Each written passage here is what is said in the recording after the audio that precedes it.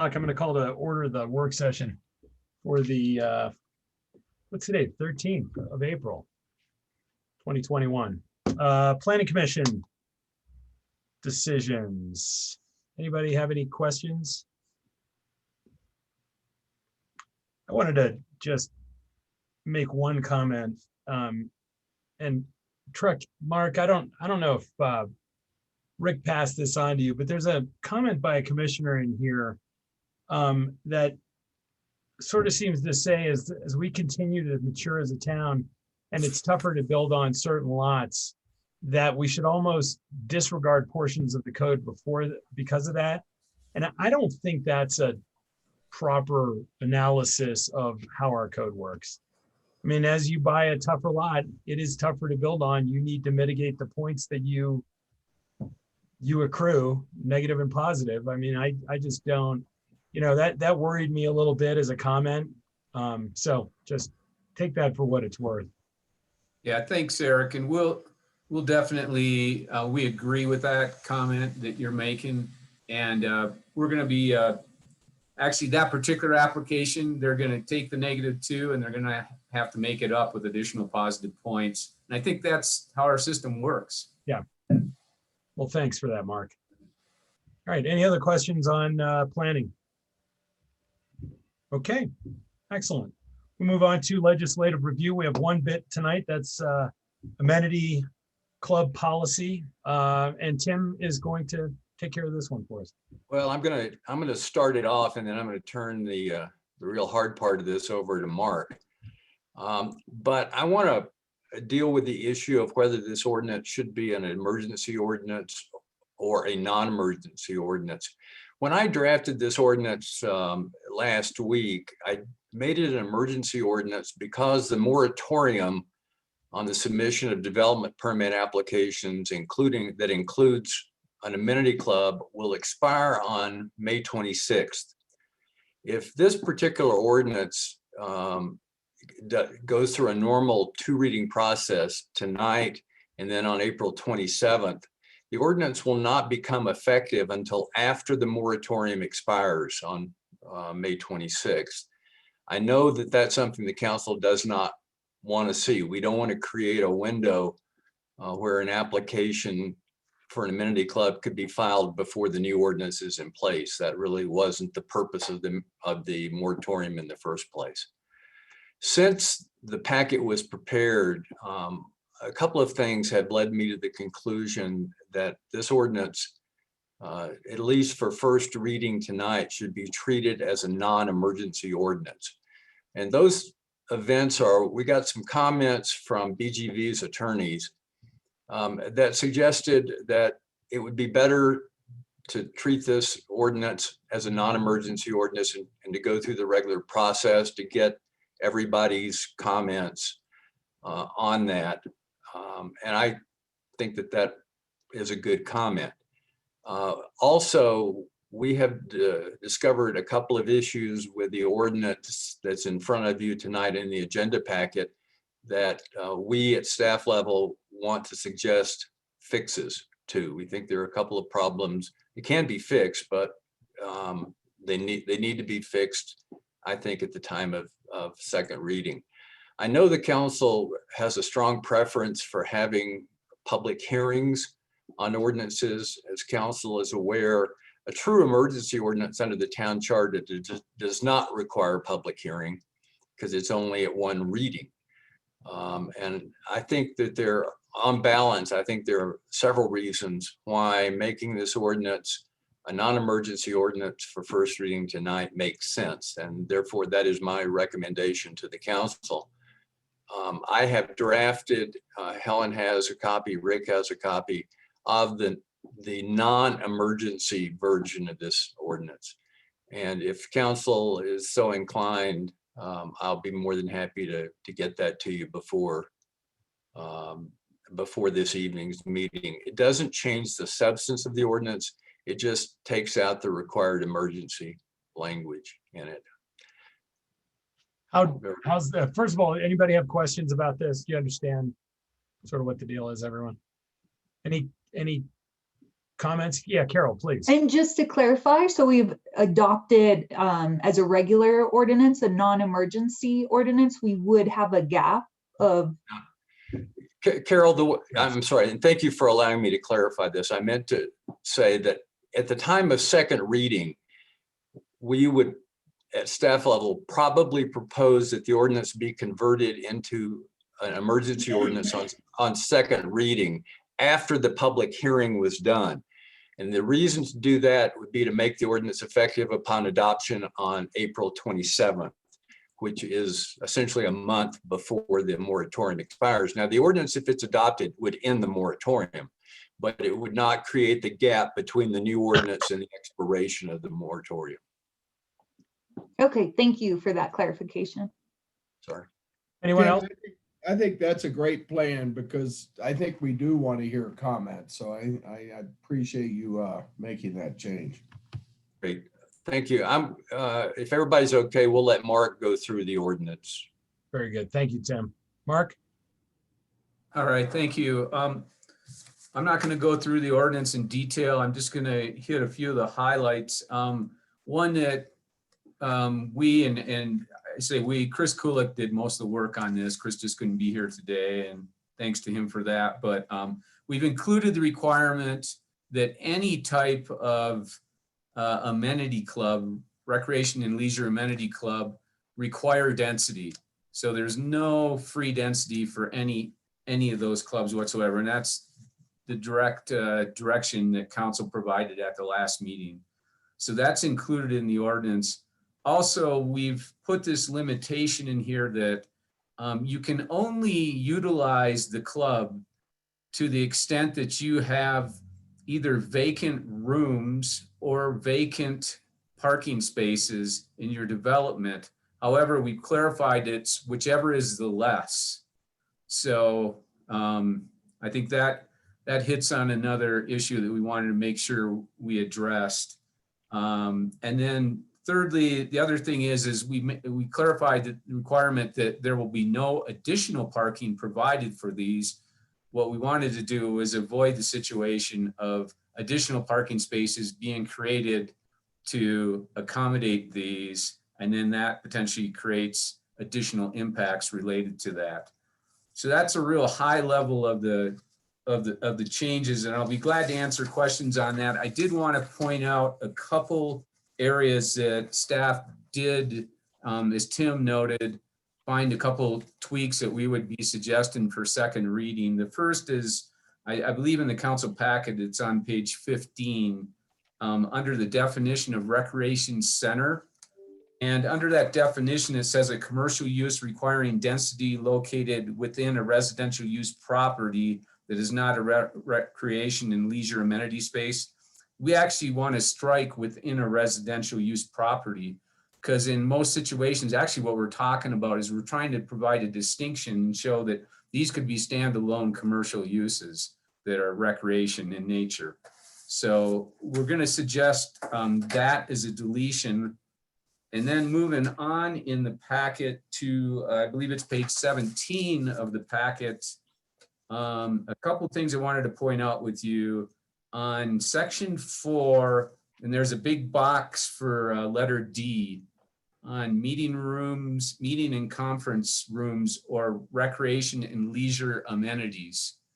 That's the provision that used to be in the code that allowed you to exceed the required amount of amenity space by up to 200%.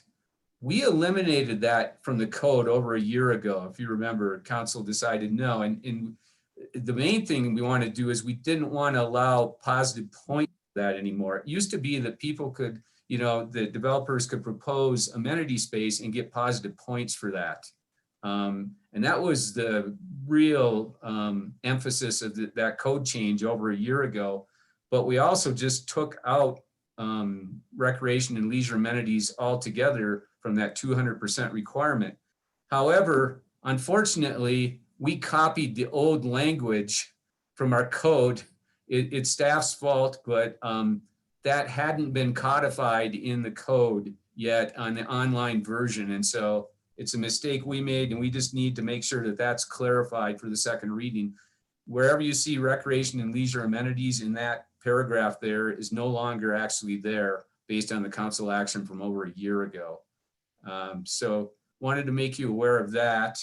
And then finally, there's a -2 points that were added in for the potential conversion of space that received positive points before, if it was being converted to an amenity club. We wanted to see if the council desired to have that there or not. We are requiring that any recreation and leisure amenity space is commercial space. So they're going to have to bring commercial density to the table for that. Whether we need to also assign negative points, I'm not sure that we do from a staff perspective, but I'd look for input from the council on that and defer to you on that. So that's a real high level of the changes, and I'd be glad to answer any questions related to the document, and Tim would as well, I'm sure. Mark, a couple of things. All these deletions and changes in the form, if someone were to make a motion, what would they say? Hand it out in the packet or in the form that's been rectified? Let me take a shot at that. Jeffrey, before the meeting tonight, I will get everyone on the council copies of the non-emergency version of the ordinance. All right. And the motion would be to adopt the ordinance in the form that was handed out by the town attorney tonight. Could that be you? The right? ordinance. I'm sorry? You're going to hand, it's not an email. You're going to hand it out, or what are you how are we going to Well, it's going to be electronically delivered to all of the council members.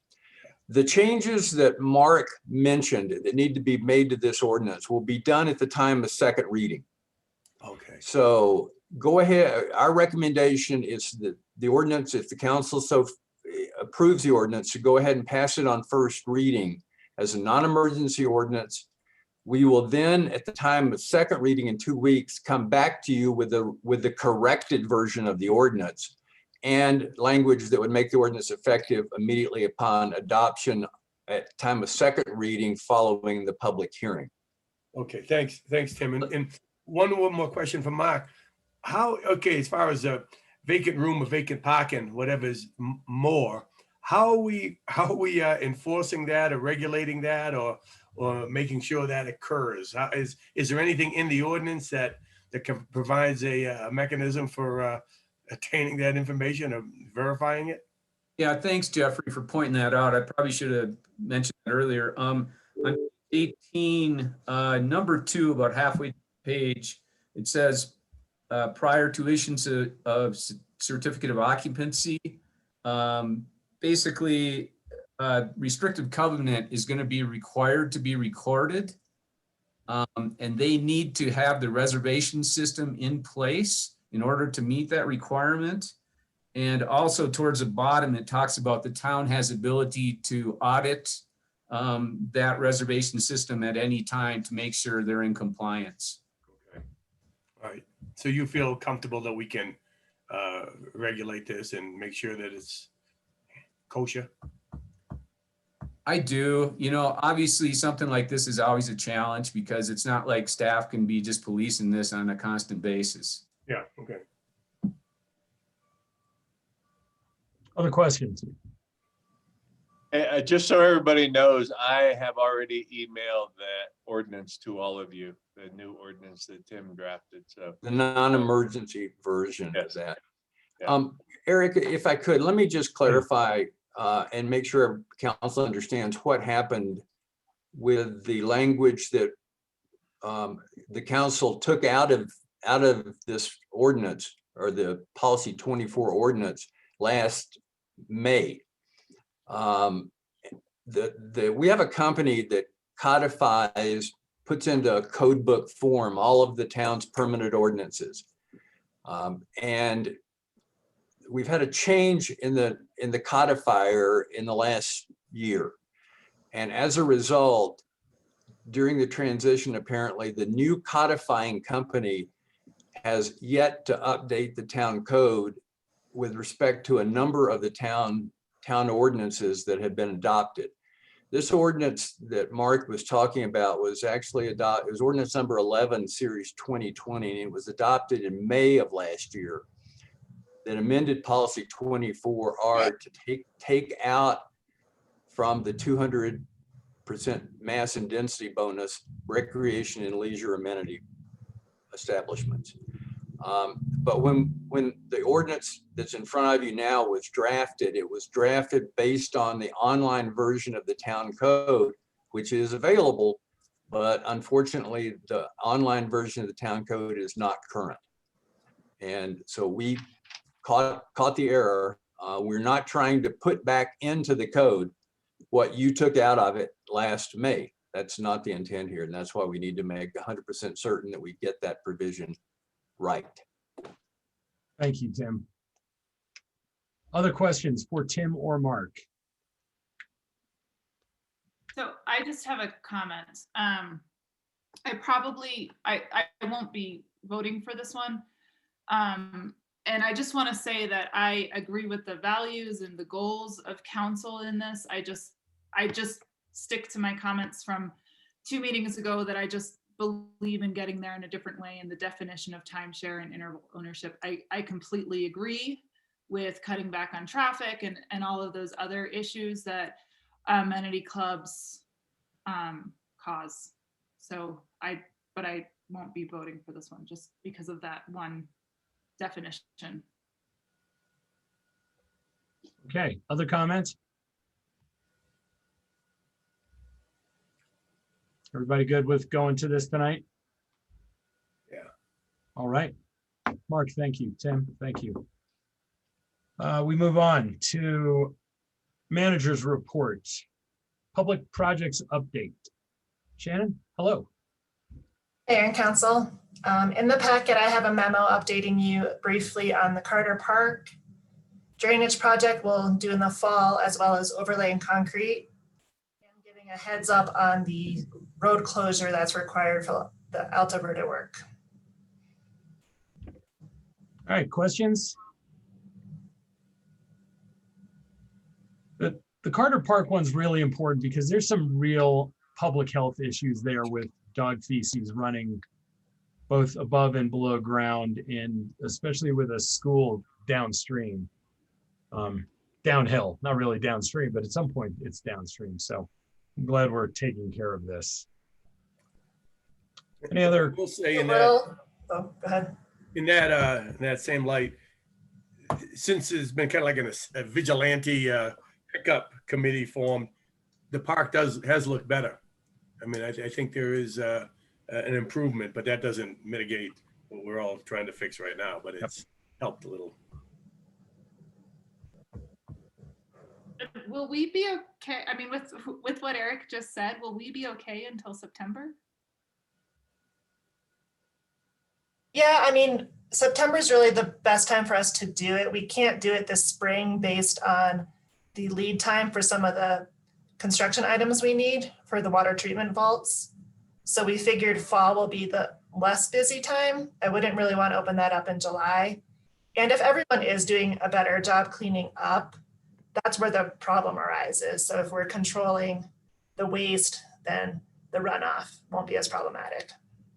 Okay. Jeffrey, I think it's important for you to let your vigilante friends know that in particular, this from now through this spring will be more important than any other time until we get this work done. So yeah. You know, if they could be even on higher alert than they've been, that'd be great. And thanks to them for all the nasty work they do. I bought them bags. Nice. Yeah. You're a Self-checkout at City Market. Oh, any other questions for Shannon about anything on her memo or anything else public work wise? Everybody good with the garage? Looks amazing. Yeah, it's coming along. We're still on time, on budget, Shannon? We are a little bit ahead on both, so we're good. What I like to hear. Well done. All right. Well, thank you. Housing and childcare update. we have anything, Rick? We had a housing committee meeting earlier. Most of what Lori wants to talk about is going to come down here in a few minutes later in the agenda, but I do want to raise one issue with the council. And I think you probably saw in some of your recent emails that the NRO is struggling with how they're going to house musicians. And it's typically about a roughly, let's just say, an 8-week period that they're looking to house these musicians. And they've, and for years, they've used other models where they've worked with property management companies and they've been able to, secure housing that has been used in the short-term market, and people have been willing to allow them to rent it for an 8-week period, and that seemed to work. But obviously in today's market, there's new ownership. People don't seem willing to do that anymore, or the price is just outrageous, so it's not even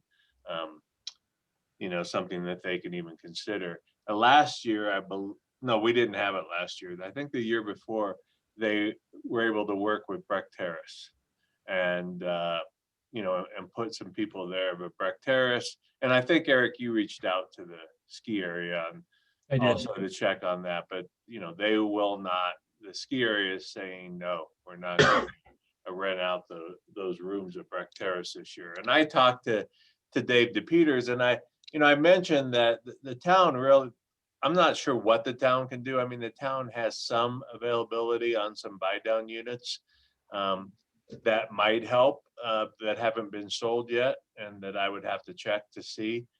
It's certainly not going to even come close to addressing. I think they have to house like 60 or 70 musicians to that need. We did take that question to the housing committee today of whether, we should make our buy down units that we still own available for that period.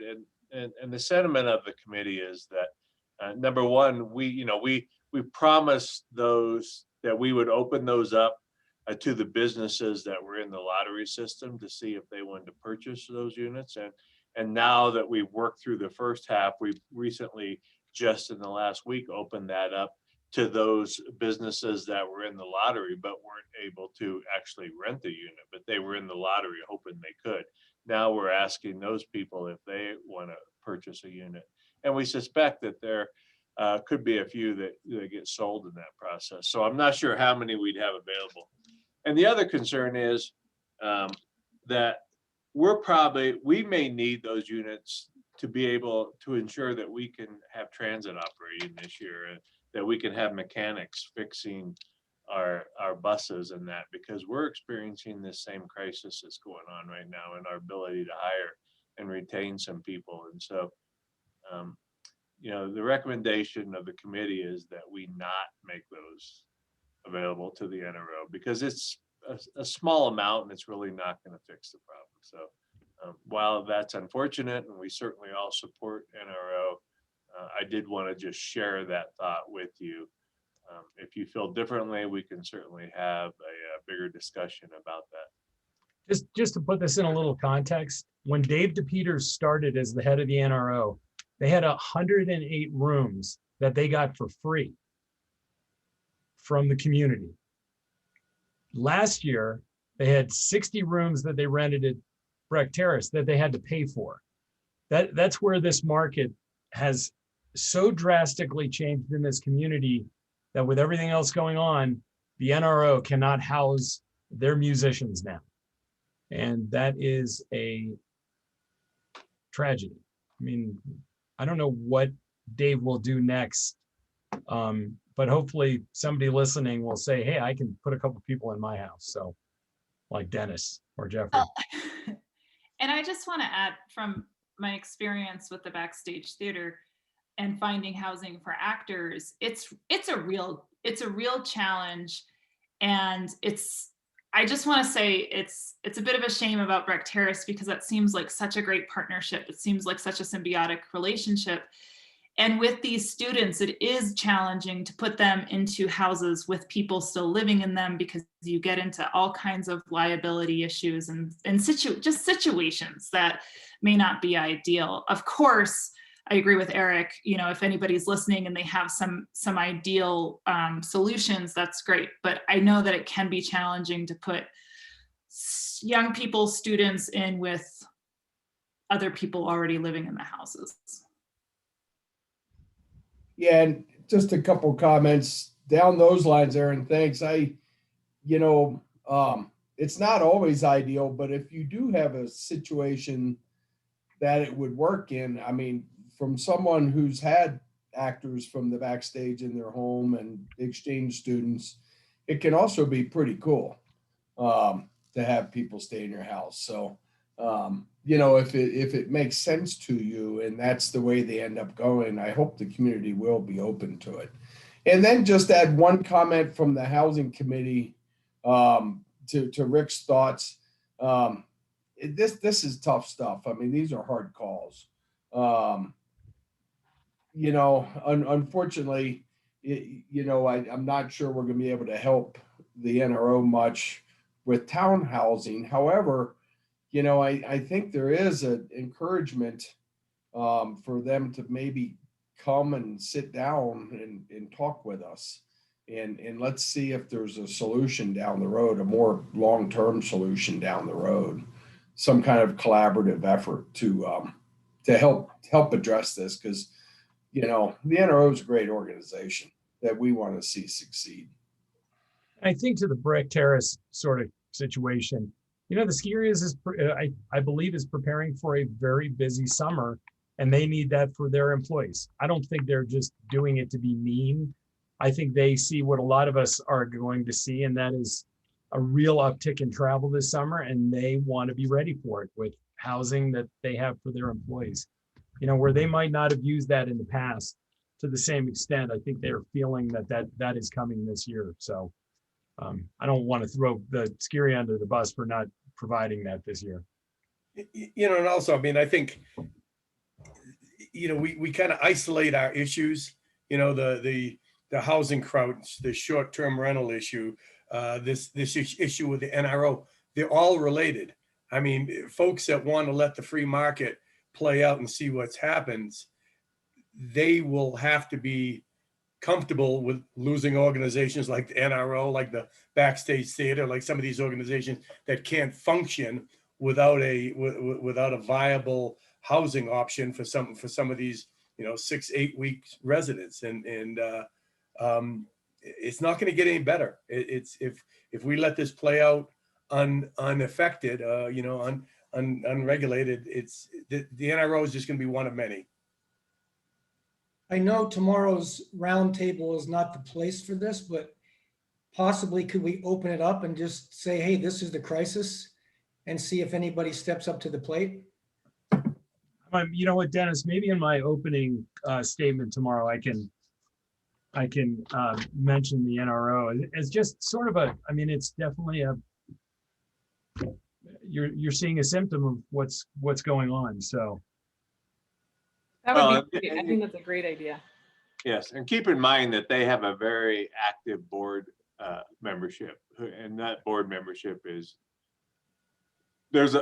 I think there's a lot of reaching out going within the community looking for options, and we're just one of them. So yep. Yeah. All right. All right. That's all I have on that. Okay. Any questions on the committee reports? There's really just summit stage. No. All right. Events committee. Thanks, sir. So you have, and hopefully Carol will help me with this one here. You have the memo and the minutes from the last BEC meeting, which are pretty comprehensive. I'm happy to answer any questions on the kind of timing and process that we're thinking to work through to get you ordinance and rules and reg revisions for discussion at your next meeting, and then for review as an ordinance revision on May 11th. So if you have any questions, I'm happy to answer those. Shannon? Yeah. The Barney Ford parking lot, is that the one across Ridge from Twist? Yeah, well, it's on the corner of Washington and Ridge, right across from Hearthstone. Okay, yeah. So I would just say, it just might, we might want to think about that in case Main Street is closed. If that parking might be a little bit more important. So they pulled the permit application to have that closed for the summer. And instead, they're just going to submit individual permits for individual dates. So like 4th of July weekend, they might ask to have it closed. They might have other kind of one-off dates throughout the season. But they pulled back on the request to have it for the whole summer. Okay. Okay, just something, yeah, that's good. But it's just something to think about. If Main Street is closed, we might want to be thoughtful about when that parking lot's. They definitely have heard that message from us. And Okay. that's, I think they were pretty thoughtful about the new application that they're putting together. Okay, great, thanks. Other questions? Comment really, but Shannon, I like the way we're moving. I think it's a real positive direction. And I like the idea of event levels. I thought that was, and having dates and flexibilities. I think they're doing a really good job of moving us towards where we want to be. Thanks, Dennis. Other comment? I agree, Shannon. It's certainly helpful to see another community kind of vet some of these ideas and that we can partner off of. So that's great. I will share one of the things that Casey mentioned in talking to Park City is that, and they have more restrictions than just what we've recommended for our community. They kind of really swung the pendulum pretty far in one direction, and they've had now some requests to kind of loosen things up because they really did kind of ratchet everything down. So I think this sounds so far like it's a good middle ground. But we'll bring it back to you and get your feedback once it's kind of more solidified. The other item of note that I wanted to mention is that the committee discussed the 4th of July parade and kind of when a drop dead go no go date would be, and from the BTO we got that's probably the middle of May. I figured you all would see that in the minutes and might have some additional feedback that we could provide to the group when they meet again at the beginning of May. So my suggestion to Shannon yesterday when we talked about this was to go ahead with the 4th of July parade.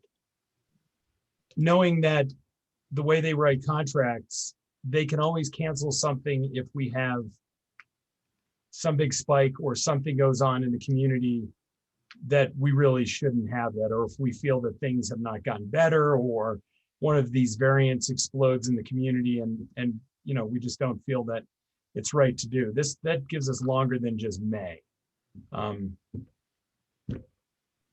If things are like they are today and things are better, I'd like to have the beginning of summer back. I don't know how you guys feel about it. I definitely like their idea of waiting as long as possible. And Eric, I didn't even think of what you're talking about, but I do like it. I caution us for giving people hope that it's definitely going to happen, but let's move in that direction. And if we could pull it off, that'd be great. I'm in agreement as well. I would sure love to be able to do it if it feels safe and it makes sense and public health is not trying to prohibit it.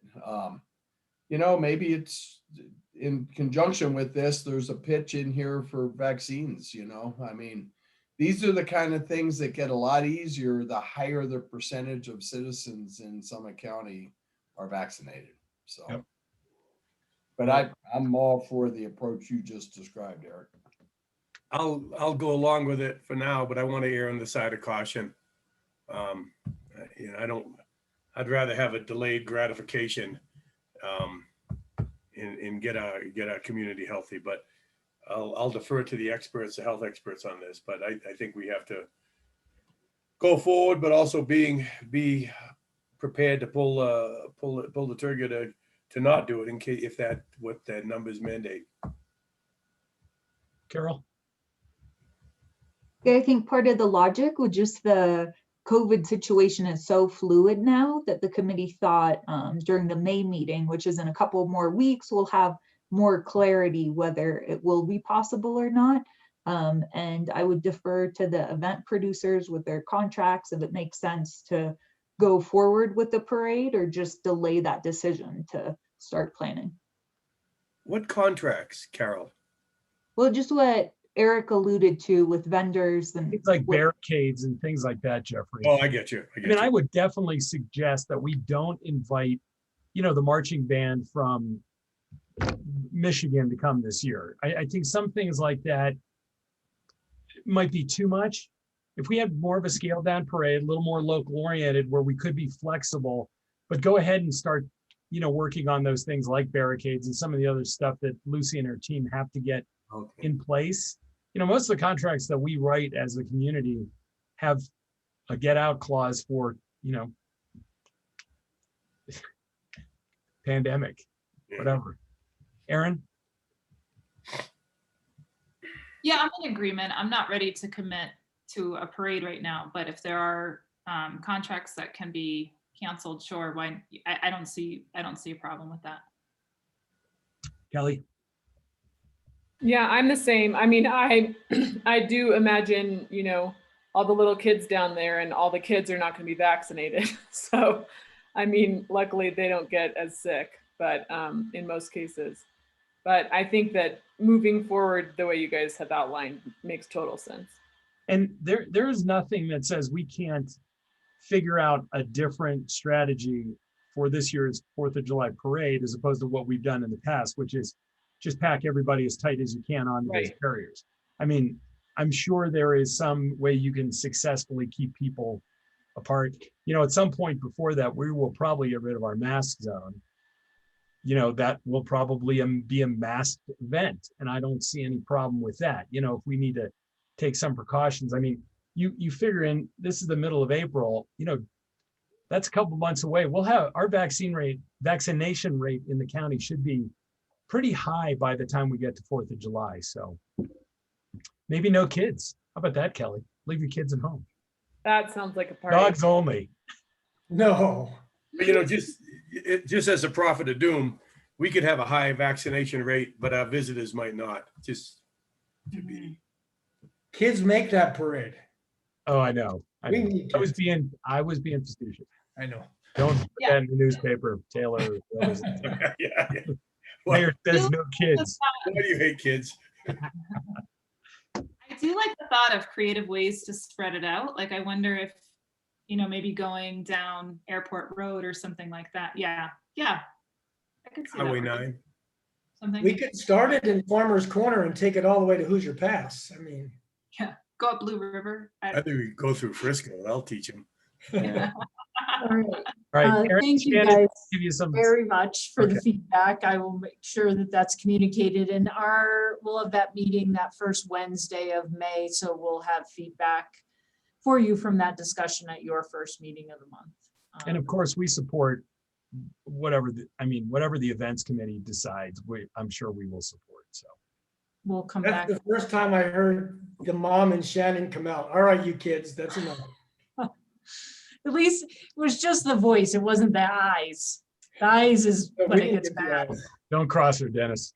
And then the last thing, we did hear kind of clearly some concern from council on some of the sponsor tents that are at different events, particularly in Blue River Plaza, that have happened over the years. And so what I'd like to offer, because there's some concern on the event side that a lot of events, nonprofit events, small events, they do really rely on those sponsorships and the ability to have those tents as part of their events. So what I'd like to recommend is that I'll go back and talk to some of those folks, the BTO and our events committee, and then come back to you with a recommendation on how we might mitigate some of the concerns that we've heard around the use of those tents and where they are and kind of how they operate and what they look like. So if you're agreeable to that, that's kind of my plan. If I can get it together by the 27th. I'll bring it back to you then. Otherwise, probably that first meeting in May. Everybody good with that? Yeah. Okay. Thank you. Great. Shane. Thank you. And I don't have anything else unless you have other questions. All right. Excellent. Block 11 employee housing work session. Hi, Lori. Good afternoon, Mayor and Council. I did put a memo in your packet. There's two things I really want to talk about this afternoon. You know, one is the apartment complex that is underway now. That's the Block 11 Net Zero project. After we talk about that, I wanted to talk a little bit about the options for the balance of that Block 11 property. So first, I do want to introduce our owner's rep, Todd. I see his name popped up, and we are using, or Todd is who we selected to sort of manage the project for us. And that includes, you know, everything. That means managing the team, the design, the entitlements, the construction once we get underway. And we do have a great team with Coburn Architecture and Norris Design and Martin & Martin Civil, and Resource Engineering is our net zero consultant. So it's super, super exciting. But Todd's on there just for you all to see the face and say hello. You know, we have submitted the project for Planning Commission. Hope to go to Planning Commission work session early May. We believe we will have a passing point analysis. That's the initial read that we've got from staff. Very exciting, 27 one-bedroom apartments. And as I mentioned in my memo, we're kind of doing a rebuild of Coteau Flats, which is immediately north of this project. So the floor plans work really great. We've talked to, you know, Ricardo, Quorum in terms of managing them, and they like the floor plans. Really, the only thing that sort of changed, kind of that's significant, is the roof design, and we did that so that we can really maximize our opportunity for panels and try to hit that net zero goal. But Todd and I are both here if you have any questions on the plans that we submitted.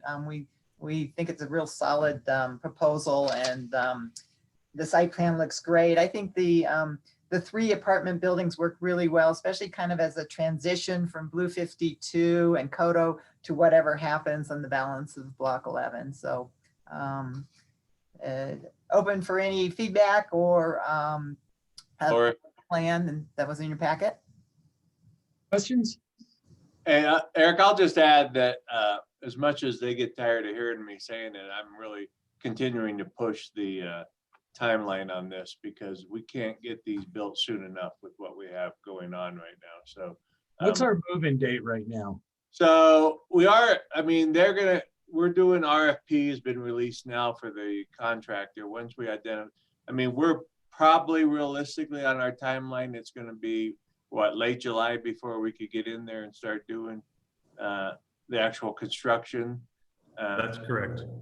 I think we're hoping for a 9-month build, but you know, they always like to say a year, but I'm going to push them harder on this one. So, you know, it'll be next summer. Okay. Hey, Todd, welcome.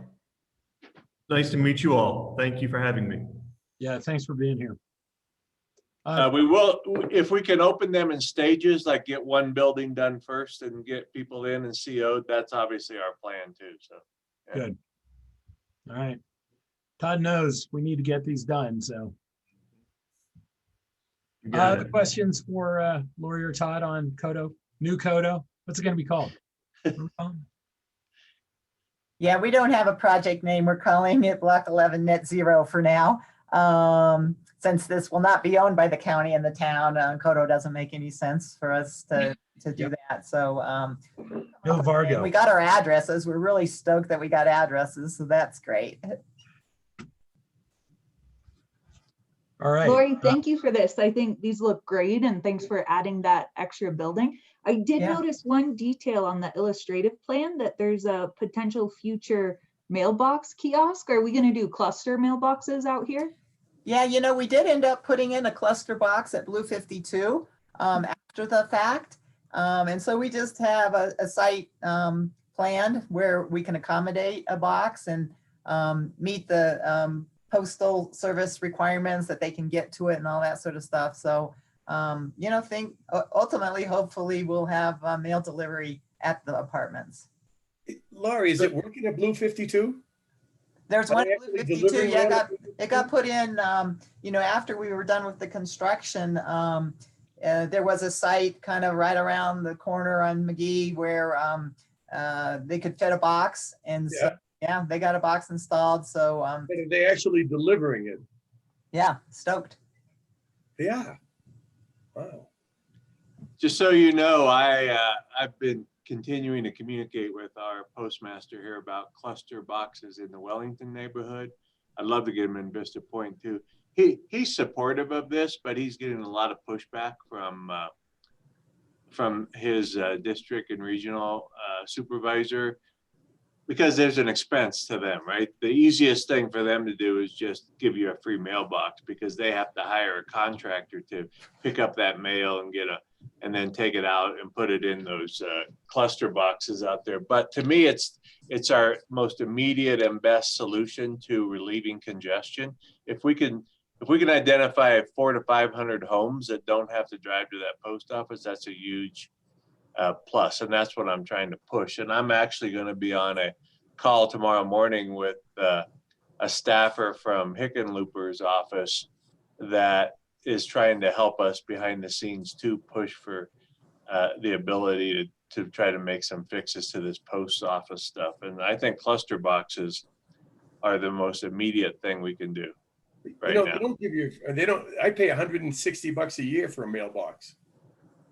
Well, you can get a free one, but. Well, you know, only one per household. So my Ellie has a free one, and I have to pay. Yeah. But I mean, think about it. So we're going to put 80 apartments on site at Alta Verde too. And if they won't give us a cluster box, that's 80 more people potentially we're adding down there at the post office. So there's got to be a solution here to try to get cluster boxes in some of these areas. I think but. Rick, while you're talking to the post office, ask them maybe to put up some signs so you can find, you know, when you have those parcel boxes, you can find, you know, a certain number without a Geiger counter.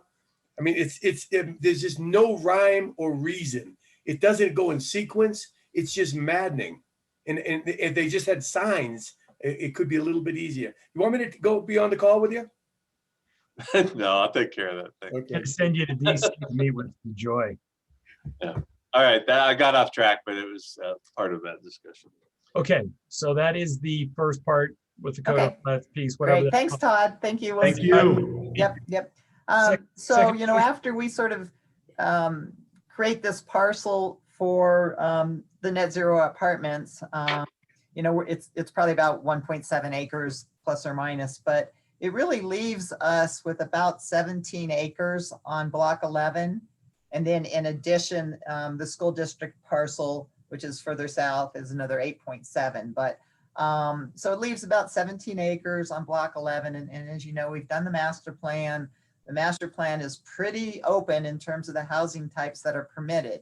You know, it permitted anything from single family, duplexes, townhomes, manor buildings, up to sort of multifamily. So we have actually built quite a bit of multifamily on the north part of block 11 with Blue 52, with Kodo, with these apartments. And now we're trying to figure out if it makes sense to sort of figure out what to do with the balance of block 11. And, you know, internally, we've talked a lot about the significant demand that exists in the community for a for sale product to target that, you know, 100% MI, whether it's single families or a combination of single families and duplexes. We think it makes good sense to put that kind of lower density housing type on block 11. Since it's such a view corridor as you're coming into town, probably wouldn't want to see super high density, lower AMI. So my recommendation in my memo is that we move forward to sort of plan that balance of block 11 and bring on, you know, a land planner and a civil, and we can figure out exactly where the road should go, where the deep utilities should go, where we could site the lots, and kind of then work on sort of what the price points and phasing and housing design should be. But it seems like it's about time to consider that, since there's such high demand for a for sale product. And, you know, it does add diversity to our housing inventory. And I've always said it every time I talk to you guys, it's super important to provide a variety of housing types for the variety of our workforce needs. So just looking for your sort of direction in terms of, is now the time to start planning that? Or do we want to put that off longer? But up to you guys. You know, Lori, I think it'd be helpful for us to get sort of an updated vision plan with what's been built, what, you know, I mean, even if you could just draw some boxes on the vision plan that you've put in here at some point, just so we can sort of get an idea of what, you know, this still has the proposed skier parking where Blue 52 is, so. Yeah, exactly. Yeah, and I agree with that, Laurie. We talked about it at housing. Couple comments. I think we explored different things, and conceptually, I agree with you. I think some lower density transitioning through there would help the view corridor, would help the perception of sprawl through there. I do think if we're going to do that, we should have ADUs on top of garages wherever we can, and plan for sufficient parking in a concept like that. It helps affordability for those for sale units. It helps people get in because they have that rental income, and it also houses more people. And maybe it's a combination. Maybe we transition from some of that light industrial that's on Airport Road in the back with some multifamily units up against there, and then transition as we, come east to a lower density concept. But yeah, to start some conceptual planning, I'm all for. What would that call, Lori? We did install deep utilities. When we were looking at the Breck 365 project, and we were installing the basic water and sewer lines, we did run deep utilities, water and sewer, all the way from Blue 52 up to Fraction Road on a particular road alignment that is in the ground. And anything we'd want to do, we'd want to try to work around where we put those utilities, just to make sure that we're not relocating anything.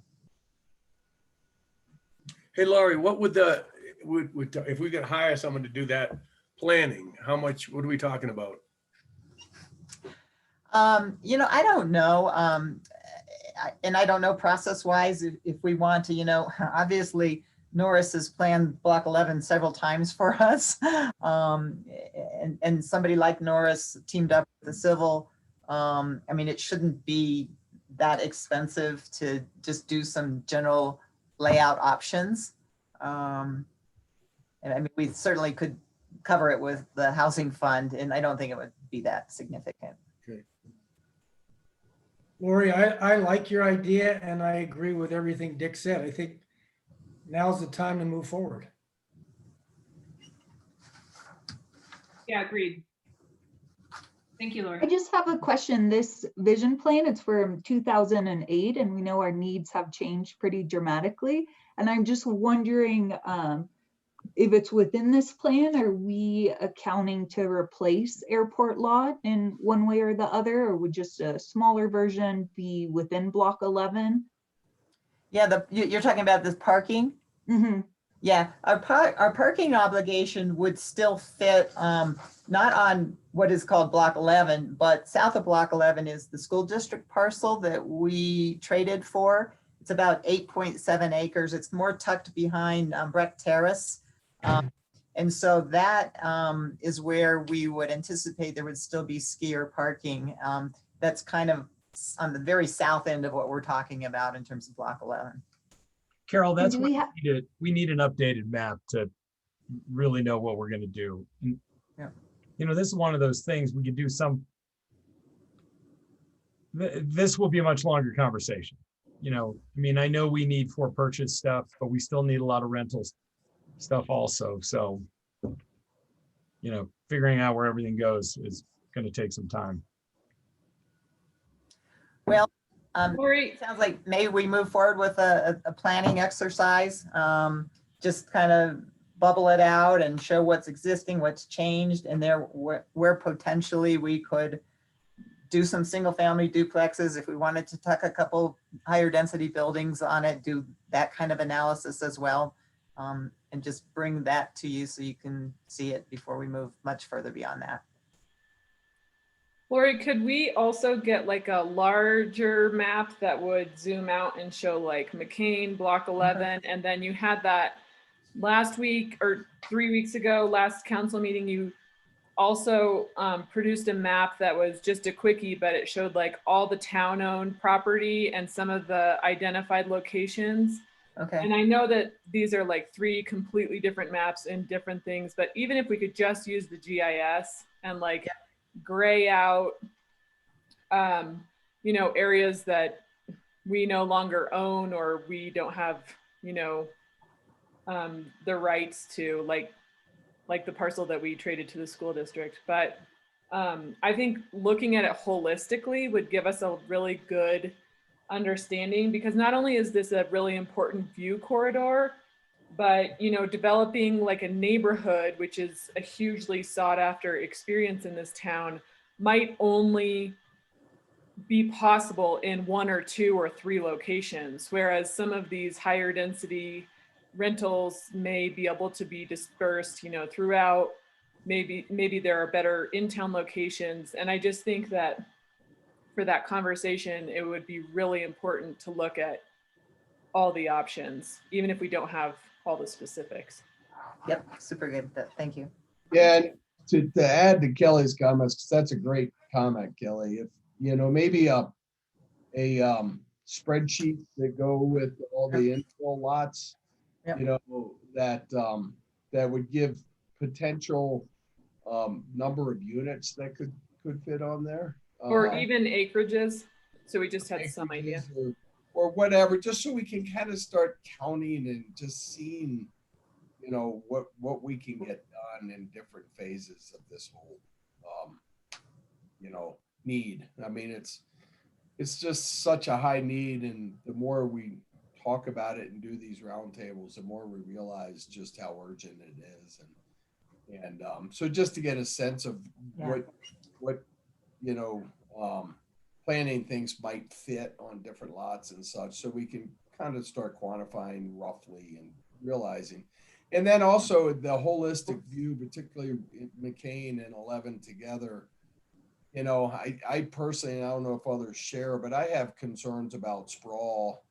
You know, I know we have incredible need, but we also have need to protect our entry experience into town.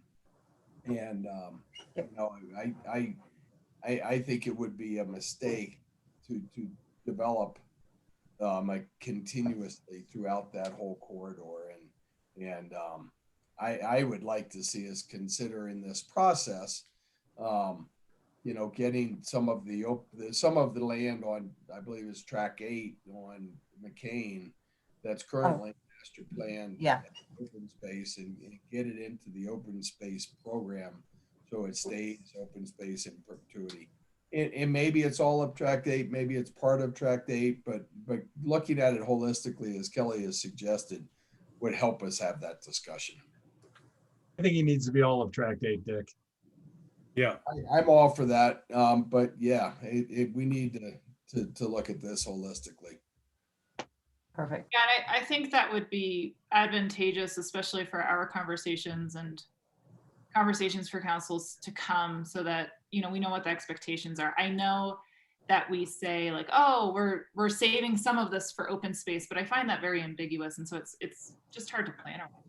Well, and I think that's part of this whole master planning. I mean, this whole holistic planning approach is that once we come to agreement, you know, consensus as to what we want to do, that we actually get that open space property protected.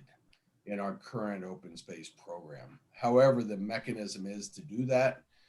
It's important to make that move as well. So it's not just on a master plan, which is really a working document, easily changed. Yeah, fair enough.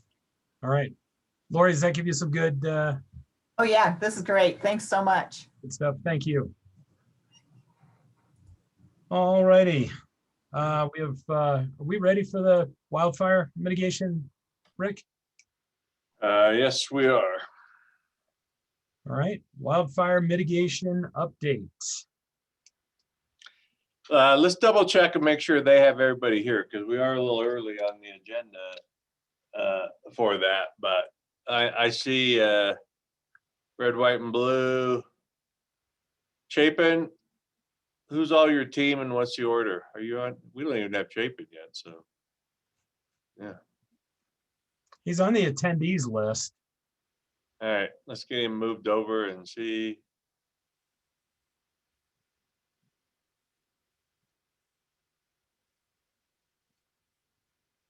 Hi, Chapin. Hi, Ann. Sorry about that, guys. Just waiting for access. All right.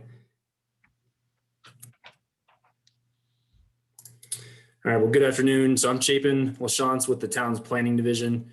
You have my annual memo in your packet on wildfire mitigation efforts throughout the county.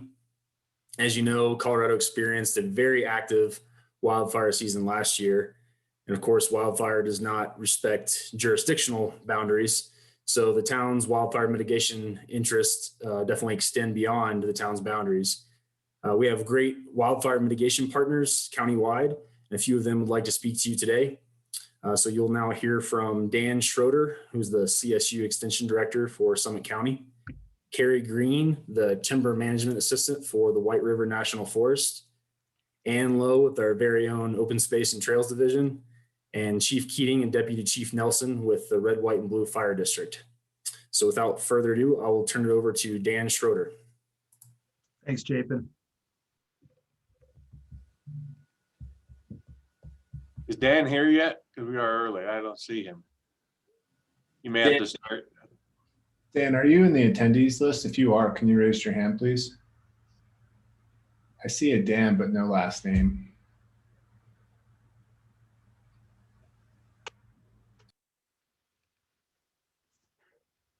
When do you think we'll meet in person, Rick? When's that going to start, you think? Maybe a second meeting in May, but. Oh, okay, not for a while. If Dan is not here yet, we could turn it over to Carrie Green and then come back to Dan after he joins.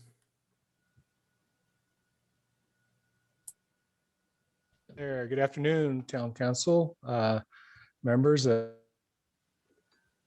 Giving an update on our efforts with wildfire mitigation in Summit County. So I have a PowerPoint that Kathleen Gray put together. I made a few changes to it. So if you have an older version in your packet, this is slightly updated, but pretty much the same thing. So so I just need to share my screen, I take it? Yes. All right.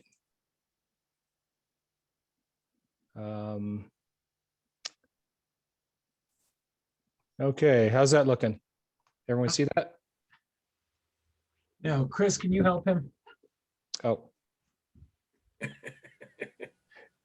I may need some help, correct. We all need don't feel bad. Do you have the option at the bottom of your screen? Okay. And just hit the screen. Correct. All right, how's that look? There we go. Very good. Yep. Perfect. All right, let me see. Okay, so I'm going to go through this fairly quick. I think there's about 15 or 16 slides. So this is kind of a recap of 2020, 21 forest health hazardous fuels and prevention projects that we have going on within Summit County. These are our partnerships. Summit County, the Nature Conservancy, and Denver Water are, we have participating agreements with them as well as cost collection agreements. So they are funding a lot of the work in Summit County. And then the rest of the partners, we work through collaboration. and, get a lot of on the ground work done in other methods or other means. So I'm going to go right to one of the projects that we completed this year. This is the Miners Creek area, right behind the town of Frisco. These are the units we had under contract late last fall, 39 acres, cut hand pile, and that contract was completed this summer. And the next one, most of you are familiar with this one, Peak 7, 348. 37 acres on forest, cut and remove for the most part, some hand piles. And this is kind of the view. What you guys get to see as people come into town. This is also called the distillery unit, which a lot of locals refer to that unit. All work there has been completed. We plan on coming back and burn the piles next fall. So that'll be fall of 2021, winter of 2021. Our other project that we completed was, we called it Wellington Units 329, 330. This is just up above the Wellington neighborhood. This is a partnership with Colorado State Forest Service, Summit County, Denver Water, and the Nature Conservancy. We did prepped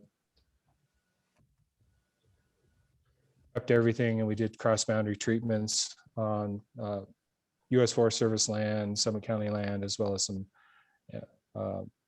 we might call it a couple acres of private land in there too. And this is kind of a couple different viewpoints from up on top. Wellington neighbor. Can you stop it out from here? And Myself? So we can just get a new one. Somebody needs to mute their mic. Oh, okay. Yeah. All right, so I'll continue on. So the Wellington neighborhood is Going going up. back, looking from the top. And then this is kind of looking over from the other side back towards the ski area. So we had a total of 48 acres of Forest Service land there completed. And I think there's another 45 of Summit County open space completed there. This unit is over in the Swan drainage off the Tiger Road. This is 25 acres that we put under contract late last fall, implemented this summer. Cut, hand pile, and burn. This is looking across from the drainage, looking back onto that unit. A lot of piles. We got a lot of work put out. A lot of pile burning to do next fall. So these are also planned winter of 2021, fall of 21, winter of 2022. This small unit is right up against, it's called Peak 7 Unit 425. This is right up in the Peak 7 subdivision, right next to this little wetland area. We actually had our wildfire mitigation crew, which is funded through Summit County. They actually went in there and did the work. So basically objectives are to kind of clean up some of the ground fuels and then take up some of the ladder fuels as well. And then not a lot on the ground, but they did some good work bringing that canopy up off the ground a little more. This one was a long time coming. This was the Golden Horseshoe contract. You guys probably noticed a lot of activity coming down Gold Run Gulch Road, down off the Tiger Road. This was 469 acres. The contractor has cut and removed everything up in those units, and they do have to come back this summer and do some cleanup work. So they'll be back up there, but you won't see any chip vans or any log trucks coming down Gold Run Gulch Road this summer, or summer of 2021, should I say.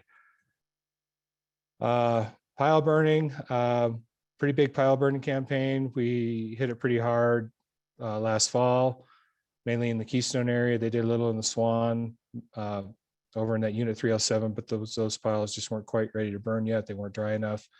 And then you probably saw some smoke over in Keystone Gulch just last week, where they're continuing to hit that area and burn all those piles. This slide is kind of one of the partnerships, our fuels mitigation crew, 3 crew members. Last summer, we're planning on having 3 crew members and a crew lead. And this crew is fully funded through Summit County 1A funds. So their goal is hazardous fuels removal, public education, patrol, local firefighting resource for initial attack. And like I said, it's funded through Summit County 1A funds. We also have another crew. This is called the Dispersed Recreation Crew. We also call it the Front Country Ranger Crew. And 2020, there was 4 crew members and a crew lead, also funded through Summit County 1A funds.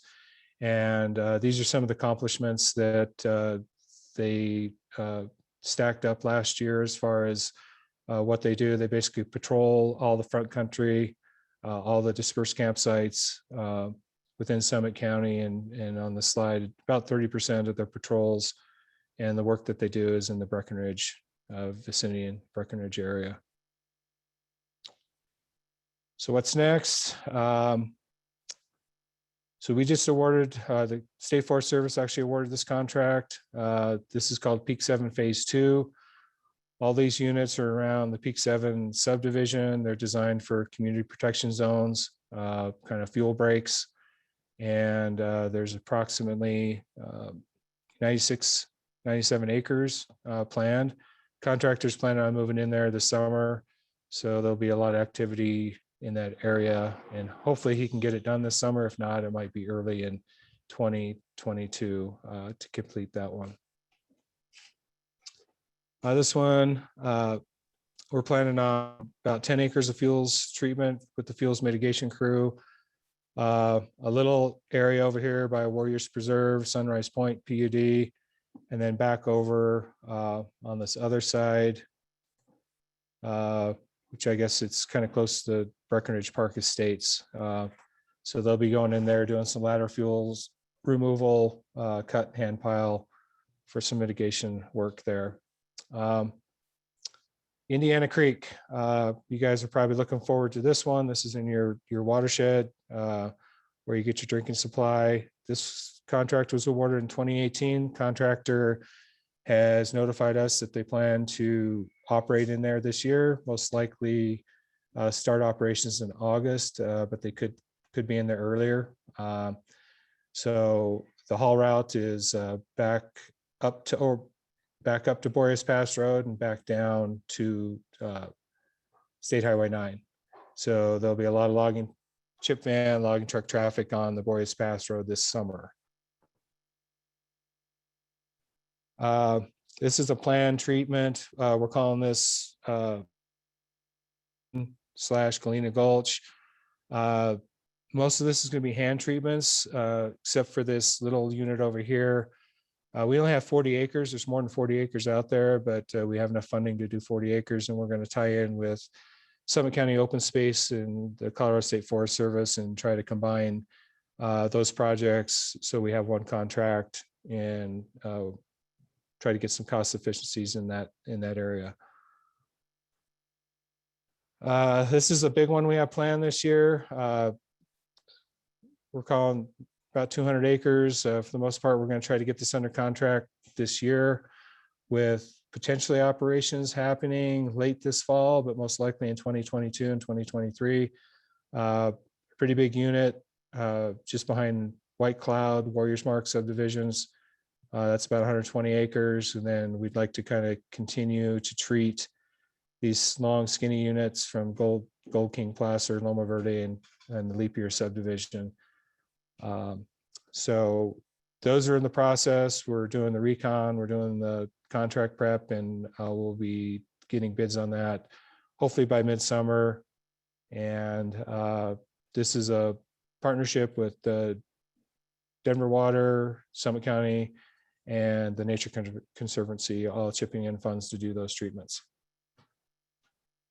And this project right here is a timber stand improvement project. We're going to focus in on some of the past treatments we've done up on Ophir Mountain, mostly those small patch cuts we've done from the 1980s and 1990s. So it's basically thinning to 12 by 16 foot spacing and those lodgepole pine stands, doing a little piling where they're next to trails and burning those piles hopefully in the fall. And then we're also going to focus in on the tenderfoot area to do some of those treatments over there as well. And basically it's just a density reduction thinning treatment in lodgepole pine. And as far as future planning, we've kicked off a forest-wide aspen project. So we're going to be trying to target some conifer stands that have aspen within it, try to promote more aspen on the landscape. So we're just in the beginning phases. Public scoping, I believe, closes on April 20th for this project. So it is on our website. And we welcome any comments that the public has or the town has as well. Second one, we're also in the process of scoping this project. It's called the Ruby Ranch Project, non-mechanized fuels reduction in the Eagles Nest Wilderness, right up against the private property at Ruby Ranch. So all these are going to be hand treatments, probably going to be fairly expensive since they have to be, no chainsaws are allowed in the wilderness, and all that material will probably have to be hauled out by hand. And then the bigger project that we're still working on, we haven't put this one out for scoping yet or public comment, but it's basically the Swan Mountain area from Keystone Ranch all the way over to Tiger Road. That whole kind of area in there, we have timber harvest treatments, fuels treatments, and wildlife projects, including some prescribed burning ideas in there. So we're looking at about 2,000 or so acres. And that is it for my presentation. So thank you once again. And I can take questions now or after everyone's done presenting. So I'll be on until then. Thank you. Carrie, I got some questions while it's fresh in my mind. Okay. A couple things on the Indiana Creek mitigation. You guys are coming in, or they are coming in from Boreas Pass Road, which is, as you know, is just a huge recreational destination for us in the summer. Is there any possibility to come in from the lower sections, Spruce Valley Ranch, and then out and back, opposed to because you're gonna have to go the whole length of Boreas Pass Road? And then I have another question after that too. Yeah, we originally contacted Spruce Valley Ranch, and it's a private road with the asphalt surface, and they wanted upwards of $250,000 bond on that road. And the Forest Service doesn't do bonding in our contracts. So to step in and partner with that bonding in case there was damage to the road surface and stuff like that, we couldn't make that happen. So we have to take it all the way back out the top just to make the project happen. So they're going to let us kind of come in. They're going to let the contractor come in and offload some equipment on the road, but it's just a couple trips, and then the rest of it's going to go out the top. That's very patriotic of them. Another thought is we had some problems with that Gold Run Gulch Road. I know that your contracts, as the name suggests, are set in stone. But it would have been nice if we could get in the future, get some winter road restrictions, because that had winter restrictions for, so we could groom it for our Nordic Center. And that was plowed, I think, until like February, January for sure, maybe even later. Is there anything that we can do to avoid that happening in the future? Yes. When we design our projects, the public scoping process, so in the environmental analysis, we definitely collaborate with the public and different organizations and towns and stuff like that. So if there's ever a concern about a road or a restriction or an area or use of the area, then comment on the project and stay engaged, because those restrictions will be put in place as design features in the analysis. And then when my staff or myself puts together a contract, then I go straight to those design features and look for the restrictions that are necessary to put in the contract. So unfortunately, that was part of the Breckenridge Forest Health and Fuels project, and there was that one was missed, whether no one commented on that road, how much was out there, how much use was out there, but it didn't get, nothing was in the NEPA, so it never was transferred over to the contract. So yeah, just engage early with the Forest Service on our future projects And yeah, that's the best way to do it. You know, and though I'm complaining about these two things, I'm psyched that you got, you know, I'm psyched that we're all working together on this. I just re-upped my homeowner's insurance, and you know, fires can ruin everything. So Oh, definitely. keep up the good work, and yeah, you know, but those are two issues I was thinking about, and yeah, Yeah, it's a tough thing to do, forest health fuels treatments in Summit County. I mean, you know, we're not going to make everyone happy, and there's always going to be some impacts to someone out there, whether it's an organization or recreationists. And as long as it's quiet at Spruce Valley Ranch, that's all I care about. There you go.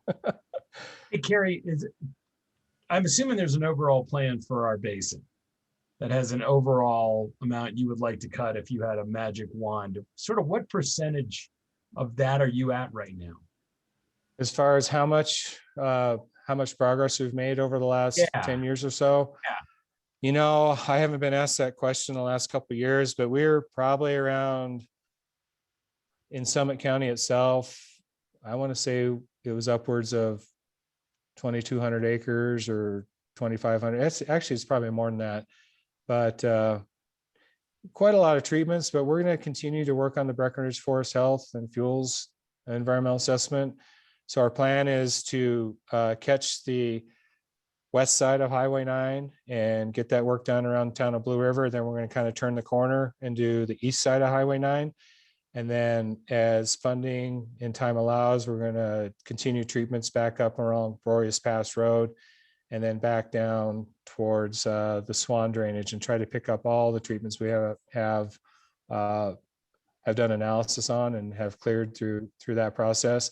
And that doesn't mean we can't do more analysis in the future. And I think we had a really good call with Dan Schroeder just before this meeting and trying to get the fire departments put together and see where do we go next? What are the important areas that we missed in the first go around? Because we're really targeting mountain pine beetle projects, and we pretty much have caught up to most of the mountain pine beetle projects, but now we're talking fuel breaks. Fire burns through green trees now, just as fast as it will dead trees. So the fuel breaks might have to go in spruce fir forests as well as, lodgepole pine forests that didn't get hit. So now we're just talking straight fuels instead of just mountain pine beetle effects and things like that. So I think there's still a lot more work we can do, but we may not have the analysis complete, but we're working that way. And public input and working with the towns and different organizations is great. Collaborate and set those priorities, what needs to happen first. So very important that we get this done, because I don't think anybody on this council wants to have a fire. So definitely. And it's we're in it for the long haul. It's maintenance. So that's that TSI, timber stand improvement project. So we need to start maintaining the areas that we cut 10 years ago. They're coming back pretty thick and lodgepole, and they're going to become a fuels risk, fire risk here as they age and grow taller. So forests are dynamic. We have to keep managing them into the future. Excellent. Well, thank you, Kerry. You're welcome. Mr. Schroeder, welcome. You're on mute. There it is. Give me a sec. I got to get my little demuter. Come on, man. Thanks for having me to share with you a little bit of the medium to smaller scale wildfire prevention activities that have occurred in Summit County. So Kerry obviously talked about some of the large items. I'm going to zoom us in on the upper blue, focus on Breckenridge in a bit. I would like to screen share in just a moment about the chipping program. But I think Kerry covered some of this, but I wanted just to remind all of us that there is this moat, Breckenridge Forest Fuels program, that's gone on around the developed community. So in the higher edges, if you will, of where we've built. And just as far as a reminder, we have bigger cuts that have occurred on, starting to the north. Airport Road is the Downman project. It was somewhat of a private project. Red Tail Ranch. Actually, I'm referring to some of our grants. So we do a 50-50 cost share that the town has enjoyed in a few different cases. And then things that are other than fuels, but are still in the wildfire protection arena, signage, cisterns, the Indiana Creek aquatic organism passage that also offers a bridge to further allow people into the forest. That would be under our Community Wildfire Protection Plan grant program. So, but we have a Red Tail Ranch and Barton Creek, kind of tied to the airport road. The upper Flume area, I don't know what we call that hillside exactly, but it's received a good deal of thinning. And then, of course, the Distillery Cut, Peak 7 Phase 1 happened this last year, and Peak 7 Phase 2 is slated for this year. So that's basically the upper area around the Peak 7 development and through and within it. That's coming.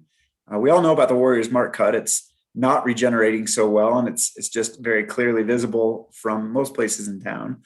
But these are all efforts to continue to break up the fuel continuity and not only provide some forest regeneration options with opening to the sun, but also fuel breaks for wildfire. Let's see here. So that's some of the large stuff that is complementary to where I'm headed. We have the grant program that has supported Grandview condos. And we have one company, the Beetle Kill Tree guys. They have done a lot of infill work. And that is as we treat properties, treatments, fuel reduction. So as we treat properties across the landscape, he pitches his project out to individual parcels and then bundles them into one application that the county gets to see. So that's been funded a couple of years in a row. I don't know if I mentioned the Wellington project that also is on this docket of bigger projects surrounding neighborhoods. And Drew Goldsmith, he did a continuity kind of project along with the Wellington that occurred last year, Ski Watch condos. So I don't know, I can go on and on. I suppose the one good thing I would like to, the overarching number I'd like to share is that since 2006, the county funded programs that reach throughout all of the county and municipalities has funded 181 individual projects that often capture numerous properties. And the total value that the county has gained is, we've gained about $6.7 million worth of activity on these moderate to smaller size projects. That would be county, municipal, and down. And so we've all gained about 6.6 million, but we've spent about 3.2. So it's cost half as much as what we've gained. And I think that's pretty important to say. Additionally, it's translated into about 2,225 acres. That's what we've tracked at least. It's a little bit of a weird number, and I have some more weird numbers coming with chipping. That acreage is pulled from GIS, and the property may have cut 4 or 5 trees, but the entire acreage of that property gets tallied. So the tally, I think, is probably a bit high. I'd like to share my screen at this point and see if I can zoom in on what I'm looking for. Hey, Dan, when you, Yeah. you do that, what do you mean we've gained 6.2 and we spent 3 point whatever? What's that? How do we gain it? We gain it by creating fuel reduction. So Oh, okay, so it's not a monetary number, 6.2. thank you. Yeah, it's money translating into work on the ground. I get you. All right, it's man hours. It's man hours. It's so yeah, we've spent 3 million and we got 6 million. Yeah. Okay. That's how my mind was going. It's a little strange. I get you. Thanks. Let's see here. So can you see this map? Yep. Town of Breck is outlined. Super. This is what I was hoping to get to. So I'm going to throw us out a time lapse of the chipping. So I'm moving into the small scale. Carrie was large scale, and I kind of dovetailed on that. Moderate scale is the grant program. And here comes our individual private parcel participation in what I'd like to call the wildfire conversation. We're all having this conversation, especially as we start melting, and some parts of our country are in wildfire season year round. Thankfully, we still have bookends of snow, and our season is sadly growing a bit longer, hotter, drier, longer is part of what's occurring. So we continue to do this work, like Carrie said. It's an ongoing effort. The private parcel owner is a demographic that we all see, and I might call myself part of that demographic. Got a couple jobs, got a couple young kids, try to carve out a little exercise for myself and be a good husband. And so how much time is left? I don't have enough time to coordinate with all of my neighbors to submit for a grant to the county and then wait for reimbursement. That's how that program works. But I could put branches out for the chipping program. And here we go. These are the folks that have, and by the way, the top of the screen there is Braddock Hill, but we all know at the bottom of the screen, it disappears, but Town of Breckenridge continues south. So time lapse, we began in 2014 and it concluded in 20. Of course, we're going to continue to go forward.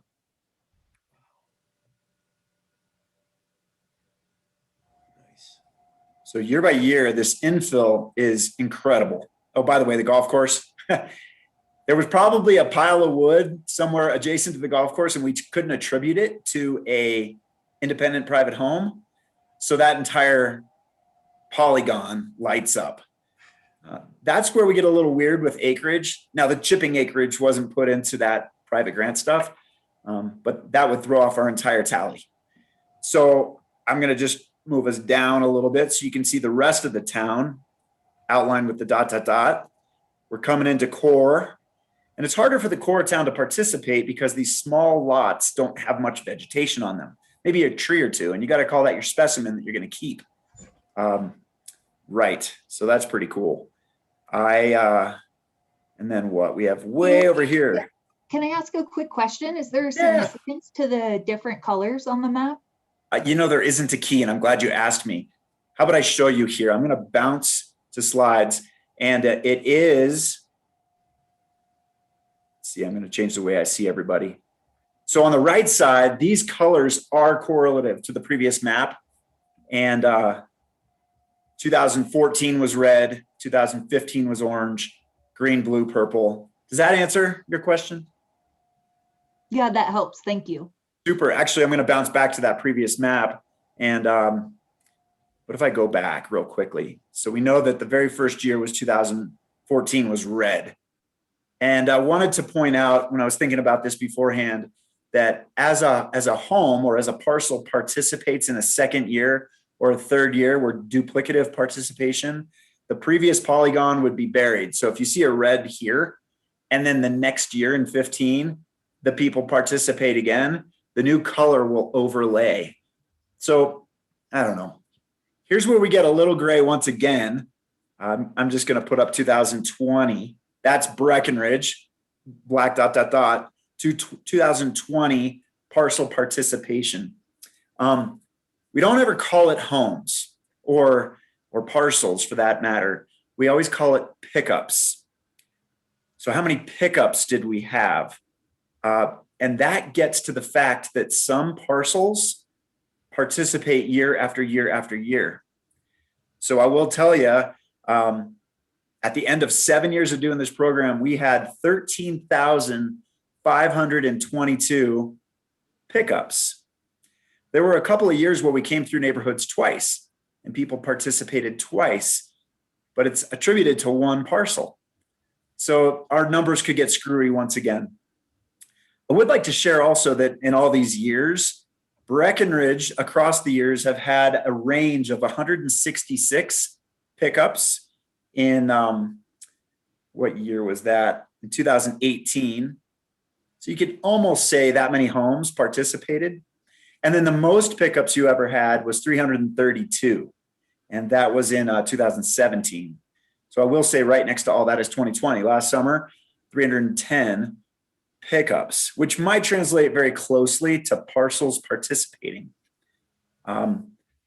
Let's see here. I wanted to lastly say about that program is that Breckenridge, I learned today, Chapin was helping me out as well as finance. And the way we got to the number of homes you have in your town is based on the meters. So I know that there's 3,358 freestanding homes in Breckenridge. And then we have townhomes. There's almost 1,000 units. Multifamily is another almost 300. But when we just go to freestanding homes, my idea is that they are the people that could participate in chipping because you can go out and cut branches off your own trees. But if you're part of an HOA, you really don't have the opportunity, or it's not, you're not supposed to go cut the trees down. That would be the management company, the HOA. So if we're working with 3,358 homes and over time, Breckenridge has 1,479 pickups, 44% of your population are participating in the chipping program.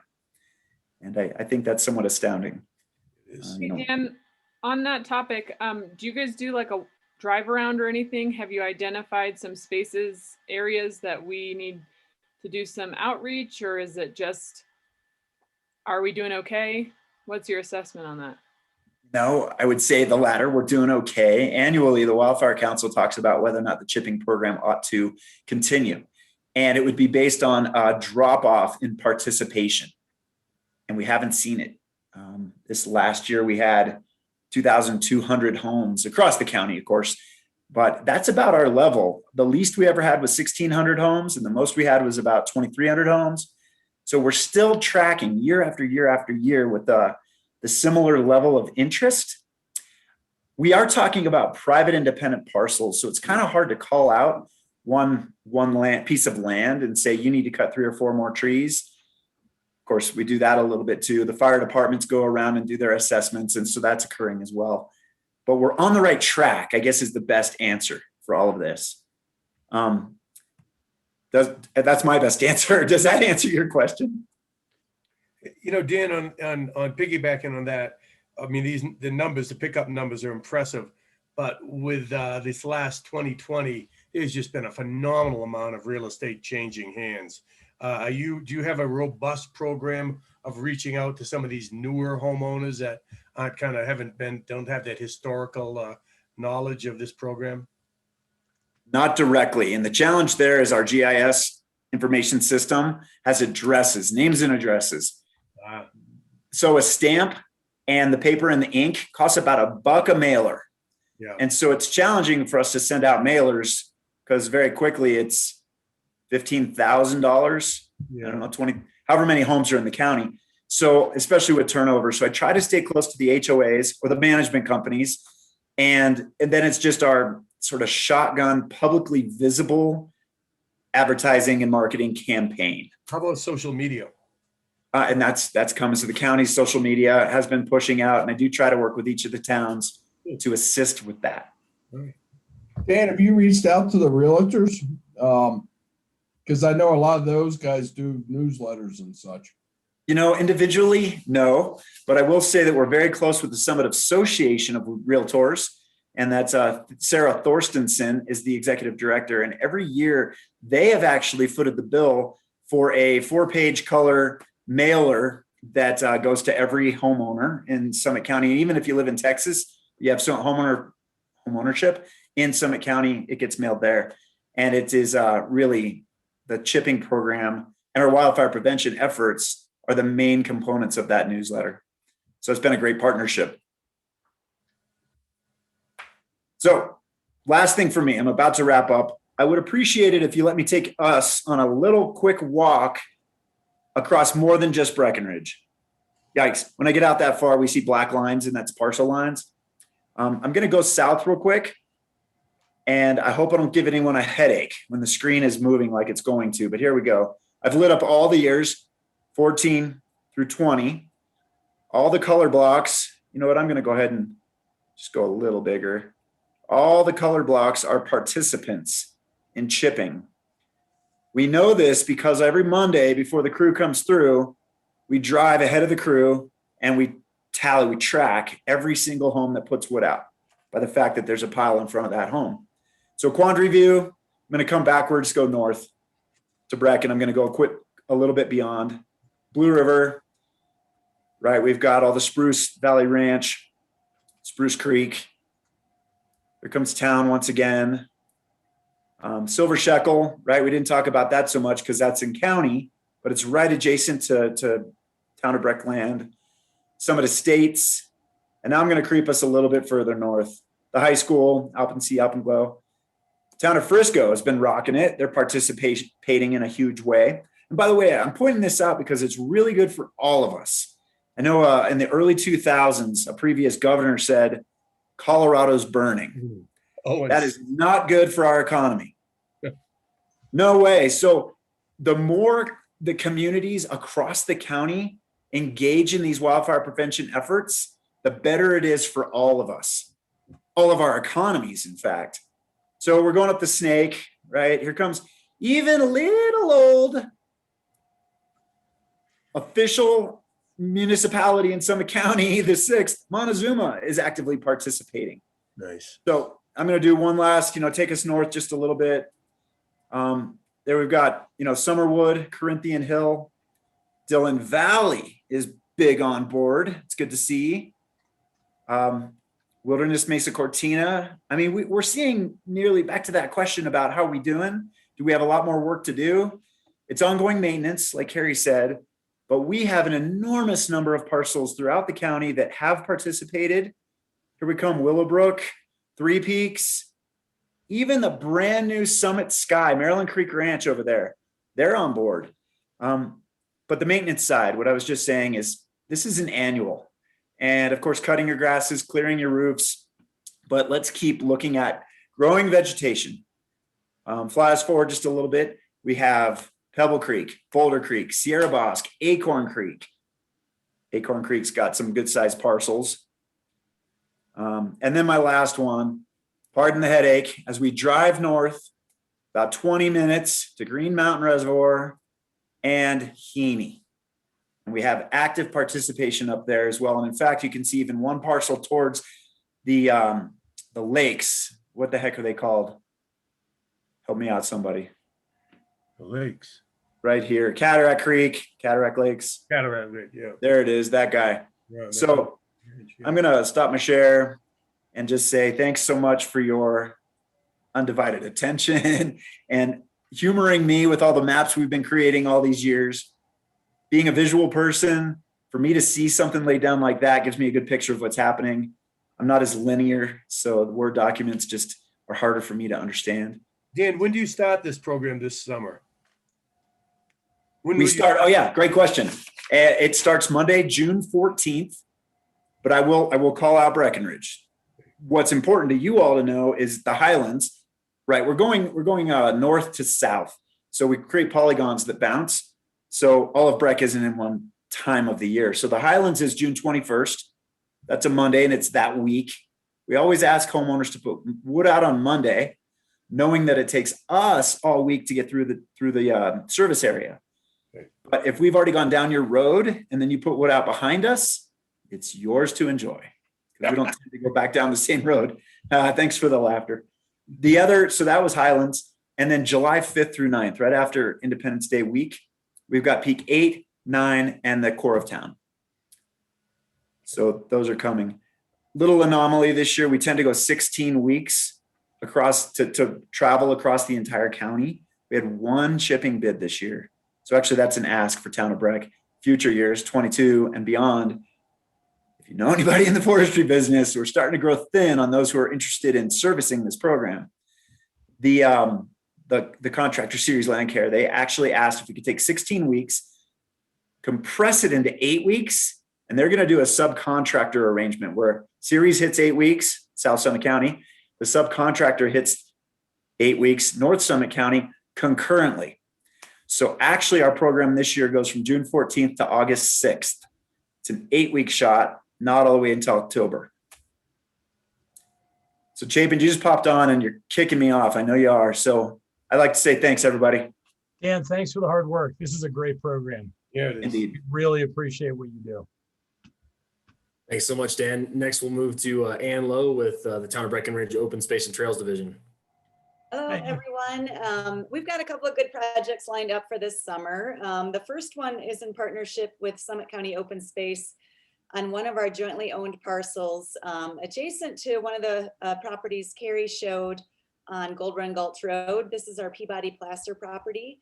We are planning to treat about 45 acres, a portion of which is really thick dead lodgepole that is likely to be clear cut, and another area that has a lot of healthy spruce fir and aspen that we want to enhance and promote, which that portion will be a hand cut process. We're really very fortunate to have a Colorado State Forest Service forester stationed at the county who is designing these prescriptions for us, getting things under contract, and really doing so much of the groundwork for us. So we're still in the process of trying to design this particular project, but we anticipate beginning to end it taking 6 weeks, including all of the staging and pulling out of all the equipment there. And to address Jeffrey's concern, we have it kind of hammered into everyone's minds that we have a hard stop on October 31st so that we don't get into this situation like we encountered with the Forest Service project this winter of plowing Goulburn Gulch Road. So we'll make sure we're out of there by the end of October, but it's a pretty small project in and of itself. I think that's why we're gonna tag team up with contractors with the Forest Service. We're also gonna evaluate all of the cut piles that you've seen at the Wellington project. And if those are cured, they will be burned next winter season. If not, it might take another winter if they're not fully cured. And then on town individual projects, we're also working with our forester at Colorado State Forest Service to see what else we can do on some of the open spaces within the town. Carrie talked about the distillery unit behind Airport Road, behind the distillery there. The town owns 8 acres adjacent to that property on the south. It's a pretty steep hillside. It's kind of behind the Summit thrift store. We'd like to start a treatment in there. And the great news is we have so much interest from adjoining landowners in that area up on top who want to combine their own personal properties into this. And we're trying to get Upper Blue Sand involved to add in 5 acres of property they own adjacent to ours. It's a really, really steep area. We don't think that we can bring equipment in because of the terrain. So it would likely be all hand treatment in that area. And there are some nice pockets of aspen as well that we hope to keep in that area. So stay tuned for some information on that. We are working with our forester to also identify some potential areas kind of between the Claim Jumper and Shock Hill areas.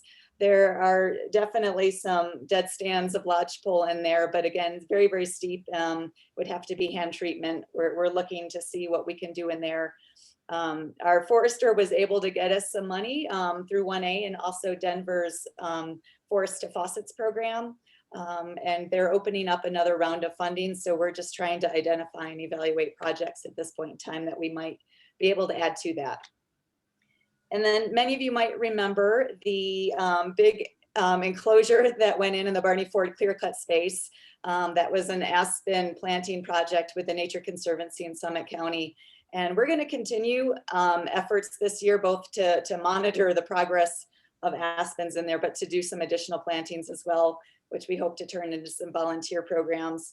And we're also trying to evaluate some of our formerly clear-cut areas on town and county open space to see if any of those are potential good locations for planting more aspens, because we'd like to diversify our forests and get something in there that's a little bit more fire-wise.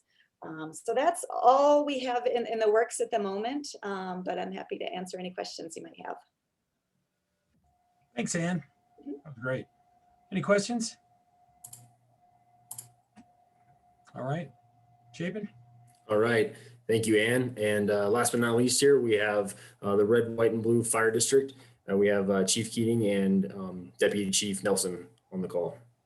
Hi, Jay. How are you guys? Good afternoon. Wanted to share my screen with you real quick to talk about some code updates that we've done. And give me a second here to get that shared.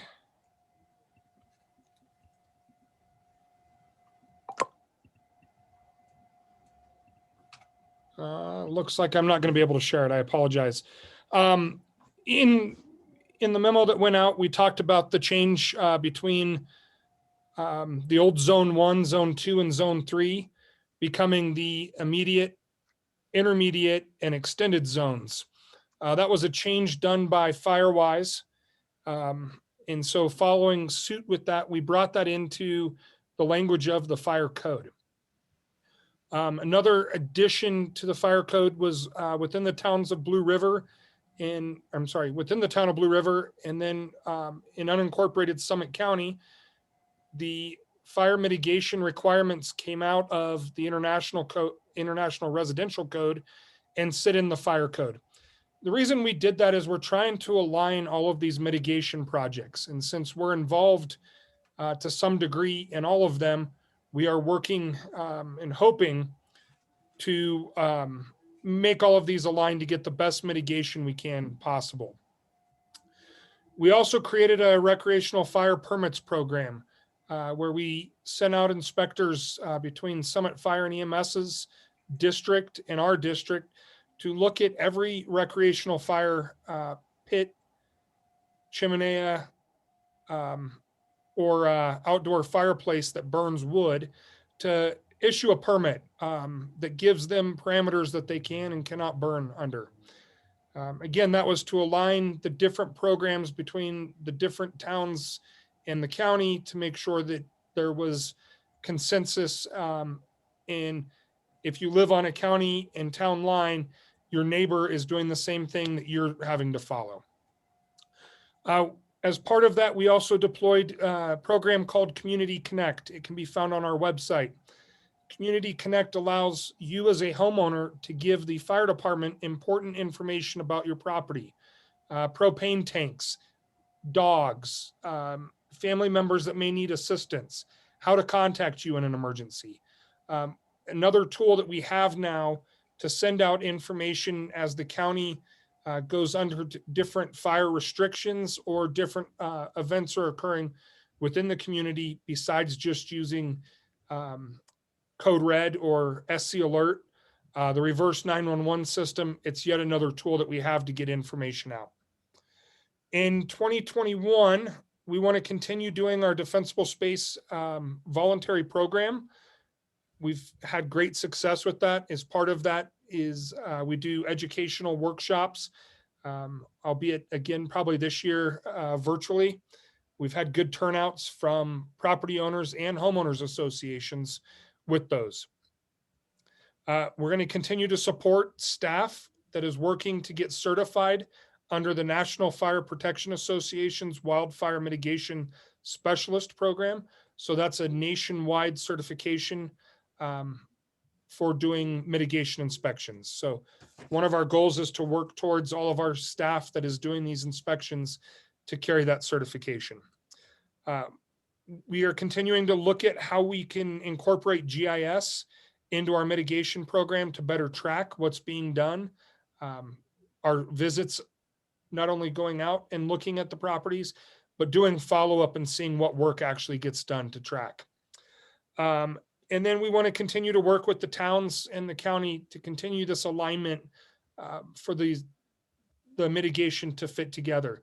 We'd love to do with the town of Breckenridge what we do with the towns of Blue River and Summit County on new construction and require a permit as part of the process to do wildfire mitigation on all new construction or remodels.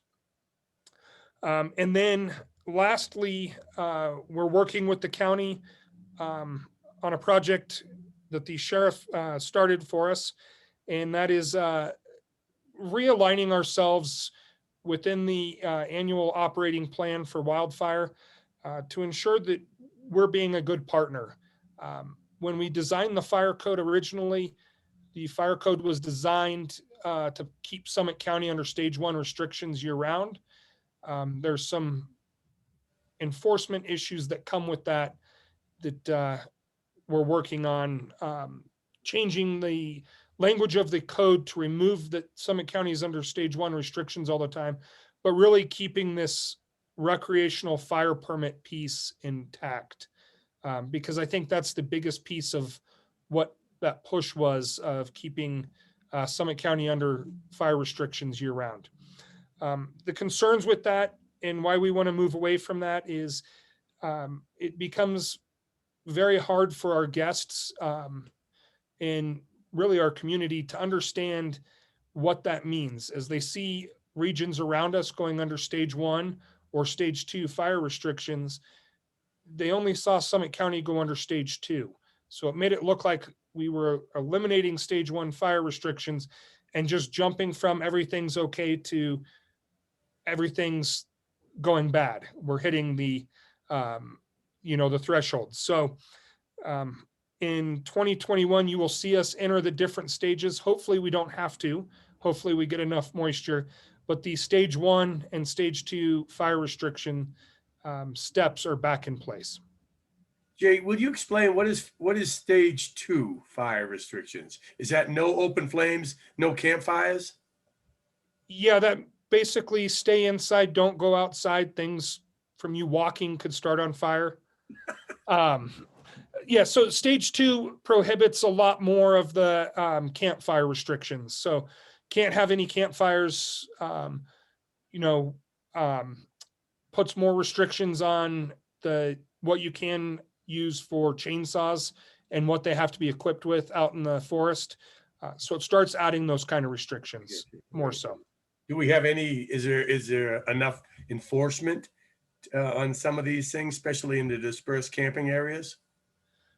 I believe that there are, between the programs that Kerry has with his rangers, the sheriff bringing in staff to do fire patrol, you know, that helps hit those dispersed camping areas. Cool. And I think this piece, we can focus on the education of don't go out in the forest and have fires, you know, in our community, instead of trying to educate everybody on, well, we're under stage 1 all the time, and here's what that means. I think we can definitely change the public education components of that. Any other questions for Jay? Jay, can you just tell us one more time, what was that? Was it Community Connect where you enter all your information in? Yeah, it's Community Connect. So if you go to www.rwbfire.org, and if you scroll all the way down to the bottom of our website, there should be helpful links, and Community Connect is one of those that you can click on. Okay, cool. Thank you for that. Yep, and there's a business component side to that. If you're a business owner, you can put in your properties that you are responsible for, and we're working on making that so you get notifications as a business owner of incidents that are happening at your property. It's great. Great. One more question on the education front. I think last year when we were under certain bans, we still saw, say, City Market selling firewood or charcoal. Are there any outreach to businesses that sell those things that could be prohibited under the current ban? So the fire restrictions don't ban a business from conducting business, selling wood. You know, it's the side of using it. Yes, we're always looking at educational pieces, how we can best spread the message, how we, you know, how we ensure that they're passing on the same message of what's going on. So yes, we do reach out to City Market when we can. We can't enforce that they pull or stop selling firewood because people can still have fires in their condos or in the houses that they're renting in wood burning fireplaces. Okay, that makes sense. And from an educational perspective, do they respond to that, or do they put up signs among those products? Yeah, so we saw last year with City Market, for example, that they did start notifying people that we were under stage 2 fire restrictions, that firewood, you know, couldn't be used outside. Okay, thank you. And the same goes, you know, as we move to these different stages through Community Connect, we can send messages to everybody that's registered, and we're doing the same thing with them. So if somebody gets a fire permit, but then uses it as a rental property, they're still getting the message that we're under stage 2 restrictions. Nobody can have a fire. So we're using that as that tool. Good. All right, anything else? Thank you so much, Jay, and thank you to all our Hey, thank you. wildfire partners for their updates. We appreciate their support. So if the council has any questions or concerns regarding wildfire mitigation going forward, please just let us know and staff can get back to you. Thank you. Awesome. Thanks, guys. Great job. Keep us safe, Jay. And make sure you change your batteries in your smoke detectors. And your carbon monoxide detectors. Yeah. Oh, yeah. Thanks, Jeffrey. Yeah. Eric, we want to, now we want to have the council hear a little bit from Red, White, and Blue. They haven't had an opportunity to be in front of the council for a while. Kelly had forwarded you a letter from the chief along with some information from an operational standpoint. And they just want to take a few minutes and just kind of highlight some of the things going on with Red, White, and Blue. Excellent. Well, welcome, Chief. Thanks, Eric. Thanks, Rick. If you don't think the wildfire season's on us, you probably already may have heard that on Sunday and Monday, we ran mutual aid with Summit Fire on 2 wildland fires. The annual fire that occurs at the sheriff's shooting range occurred on Sunday, and then clear up in Heaney yesterday, a control burn got out of control really quickly and nearly did some significant damage. So our northern county area is very dry. Even though they did receive some substantial snowfall, it really dried out really quickly. So the time is here already, unfortunately. I can tell you the awareness of the public in my 9 years here is to the top that I've ever seen. Obviously, the late fires last year in Grand County is really in the minds of everyone. People that have attempted to renew their insurance have really noticed some differences with some particular insurance carriers on nearly double the rates from what they were a year ago. So all that has really focused the attention. And I think the public's going to be much more aware, hopefully much more careful, and utilize what's occurring with the chipping programs and the mitigation programs. So our hopes are certainly there that the attention stays focused. I'll just go through this quickly. Obviously, you know, we've adopted Kelly as our intermediate, and she forwarded what I had put into a document. I did a little bit more depth in there because I know there's some new people on the town council that may not be totally familiar with the fire district and how it operates and how it intertwines with the town and all that. So I hope that helped. I certainly am not going to go over that. I'm just going to highlight, since it's really been a year since we've seen you guys, and actually over a year.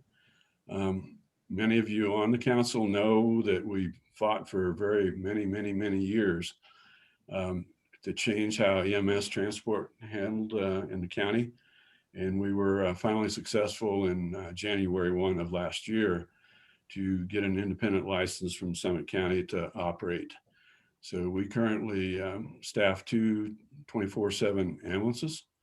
We do have a third ambulance that is stationed at our Tiger Road station that is staffed at certain times of the year during key times when our ski areas are in holiday routine and issues like that, where we do need 3 ambulances to keep up with the load. So what occurs with that is if both of our other transport units are on calls, another call comes in, then the engine crew at that station simply jumps to that ambulance and then takes the call. It's worked pretty good for us at this point in time. In 2020, we did actually complete a 3-year project to replace our 2 older ambulances. And that was completed here about mid-year in 2020. So we do have 3 of the latest equipment with the most safety features and comfort of the transporting the patients. Might note that our 2 older ambulances were donated to Summit in Honduras. One has been over there doing a lot of work over the last couple of years, and the other one is being packaged and on its way over there now. So we're hopeful that they can make good use of that. We do continue to operate mutual aid with Summit Fire over EMS as we do with fire. And we do out-of-county transports that occur from BrecMed and High Country Healthcare. All other out-of-county transports are completed through a new partnership that was created just this year, which Summit Fire participates, Flight for Life, Stadium Medical, and Red, White, and Blue. And I'm pleased to say that has worked very well. The contract with Stadium Medical during key part of the ski season, which usually begins about mid-December, goes through mid-April. Stadium does staff 2 ambulances that are stationed at the hospital in Frisco, and they are first out with all out-of-county transports. It has really taken the impact off of the local jurisdiction, which was really a big issue prior to that. So that kind of wraps up the highlights on EMS.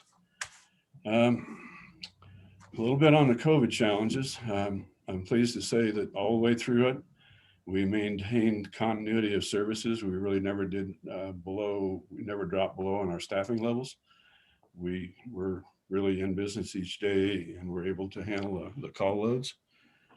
Being in the EMS business did place us in a challenging position. Obviously, we did transport a quite large number of people that were experiencing the COVID symptoms. Many of them did test positive after they arrived at the hospital. We were very, very fortunate being in this business to really not attribute any exposures to our staff to those transports. However, we did have a large number of exposures, but they were occurring basically through family connections, childcare, so on and so forth, which really impacted deeply into our organization. But through a little creative staffing, we never really did stand down any of our critical stations through the entire period. Some of the adaptations that we did make, our facilities were closed to the public, and they remain that way today. And I think we will probably be into that mode for a little bit longer. We provided for a method of self-inspections of our business occupancies as far as our fire inspections. So it was all done through a mail document, and it worked very, very well, and it's something we'll be keeping up. We did waive all permit fees to our business partners through all of this, through any changes they made with their businesses or that to adapt to COVID. So we basically waived all fees during the period of time, and it just now went back on to our normal fee schedule. And one big thing is we utilize our internal staff we offer a multitude of safety programs in the schools through the years. And most of these are canned programs. However, they were not able to adapt. We were not able to adapt those. So we recreated all of our safety programs in-house, filled them in-house, and then produced and delivered them interactively into the schools. So we never lost a bit of usage of getting our safety programs out. During the year, last year, we did have our 5th year ISO re-rating, which ISO establishes the fire insurance rating documents that many of the insurance companies follow. I'm pleased to say that we did come out again with a rating of 2Y, and 2 was our previous rating, which really gives the best rating you can get from ISO is 1. 1 and 2 carry the same fire insurance ratings. So we're pleased with the 2. We had a 2X before, we're now 2Y, and that is in unhydrated areas. We are able to carry enough water in with the cisterns, and that we were able to update that, which really made a huge difference to our rural customers in the areas of Blue River particularly. Our top project for the coming year will be our 5th year accreditation is up. This will be our 3rd 5-year accreditation cycle. It is a tremendous amount of work for our organization, but it is a business plan. It has served us very, very well. It has kept us really stable, financially solid, and able to continue to work down the road and continue to offer what we need to do for obviously our growing district. Wildfire, as it's been well covered today. Last year, we did place our 3rd wildfire engine into service. And what that has allowed us to do is we do deploy basically in the state and nationally every year. We do that very cautiously, but it provides the best by far education and experience that we can give our wildland crews to deploy on these the different fires and the different terrains. And we'll continue that this year. But with the 3rd engine, what that allowed us to do is we are now able to keep 2 wildfire engines in our district at all times, which to me is very, very important. As we know, quick access, quick deployment, quick containment is the key. We continue, again, as Jay had said earlier, to support our staff in getting the best education possible. In reviewing our plans for future, we know that wildfire is not going to go away. The situation where we become drier every year is going to become probably more volatile. We'll be looking at more plans of being able to offer more of our mitigation services, and that hopefully in conjunction with some other programs that are out there, but that's kind of on our focus right now. I was asked a question earlier about walkable Maine. And first, let me answer that in the fire chief's perspective. We would like to keep the access open as possible, but let me follow up with that. If the decision is made by the council to again replicate what was done last year, as long as what our requests were last year, as long as those are again abided by, we're all about it. We'll support it. We'll work with it. We really didn't have any significant problems last year. Anything that did crop up along the way, you guys immediately made sure it was taken care of. So we're very, very pleased about that. And you know, something that I hate to bring up, but it follows right in some of the discussions that we've had, and listening to you guys talking about 4th of July parades and that. We also want to really ride the caution rail. And the reason I say that, we've actually transported recently, within the last few days, people that have went through the entire vaccination program in the time period afterward and have come up with COVID symptoms and have tested again positive. So we know we have variants. So please let's not let folks leave their guard down.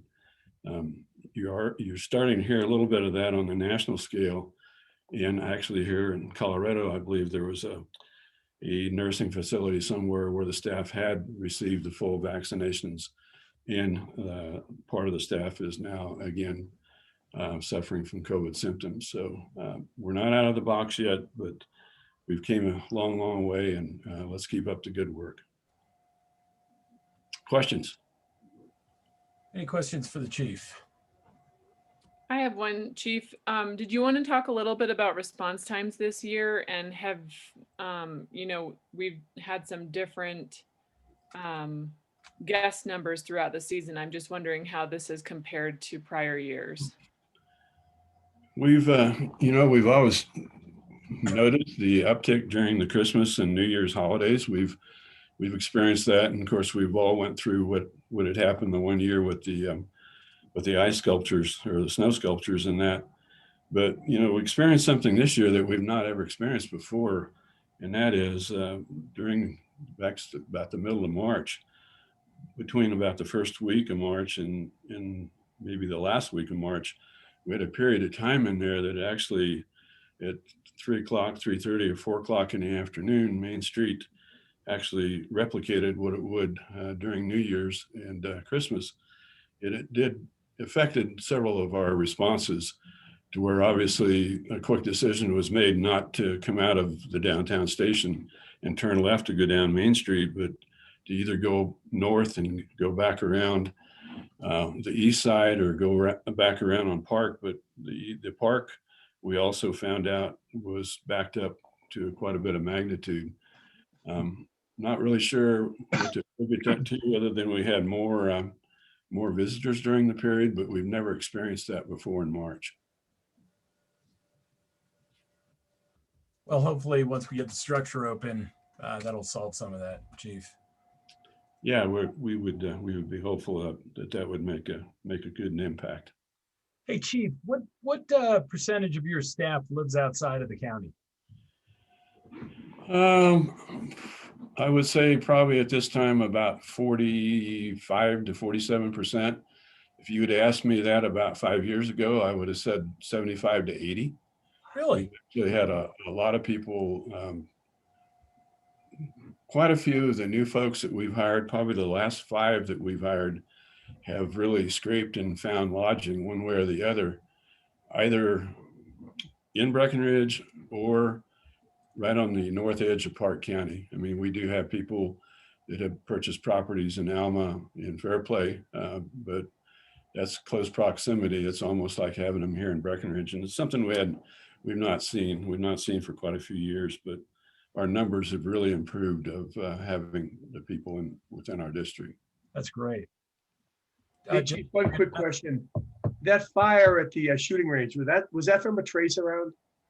Yeah, they're still working on that, but there were people that were there at the time the fire started, and I think the sheriff's office, they'll come out with the cause, but I think you're probably warm on that one.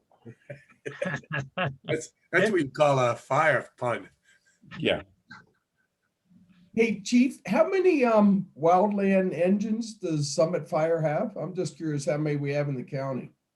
They have 3 Type 6 and a Type 3. We have 3 Type 6 and something that is close to a Type 3. And what a Type 3 is it is an engine that can do either structure or do wildland. Gotcha. Thanks. And I know that in a meeting today that I had with Chief Davis, they're kind of restructuring a little bit over there, how they're handling wildland and how they're staffing their stations. And it's something that we've kind of really been on top of for a little while. I'm glad to see that they're following with it. And that is that they're going to try to keep staff available to where they can get a wildland engine en route to an incident much quicker, because much like the way we've operated in the past, they operate in order to put a wildland engine into service, you have to take something else out of service. You simply don't have the staffing. So they're looking at a little different seasonal staffing model over there, which, we'll jointly work towards that.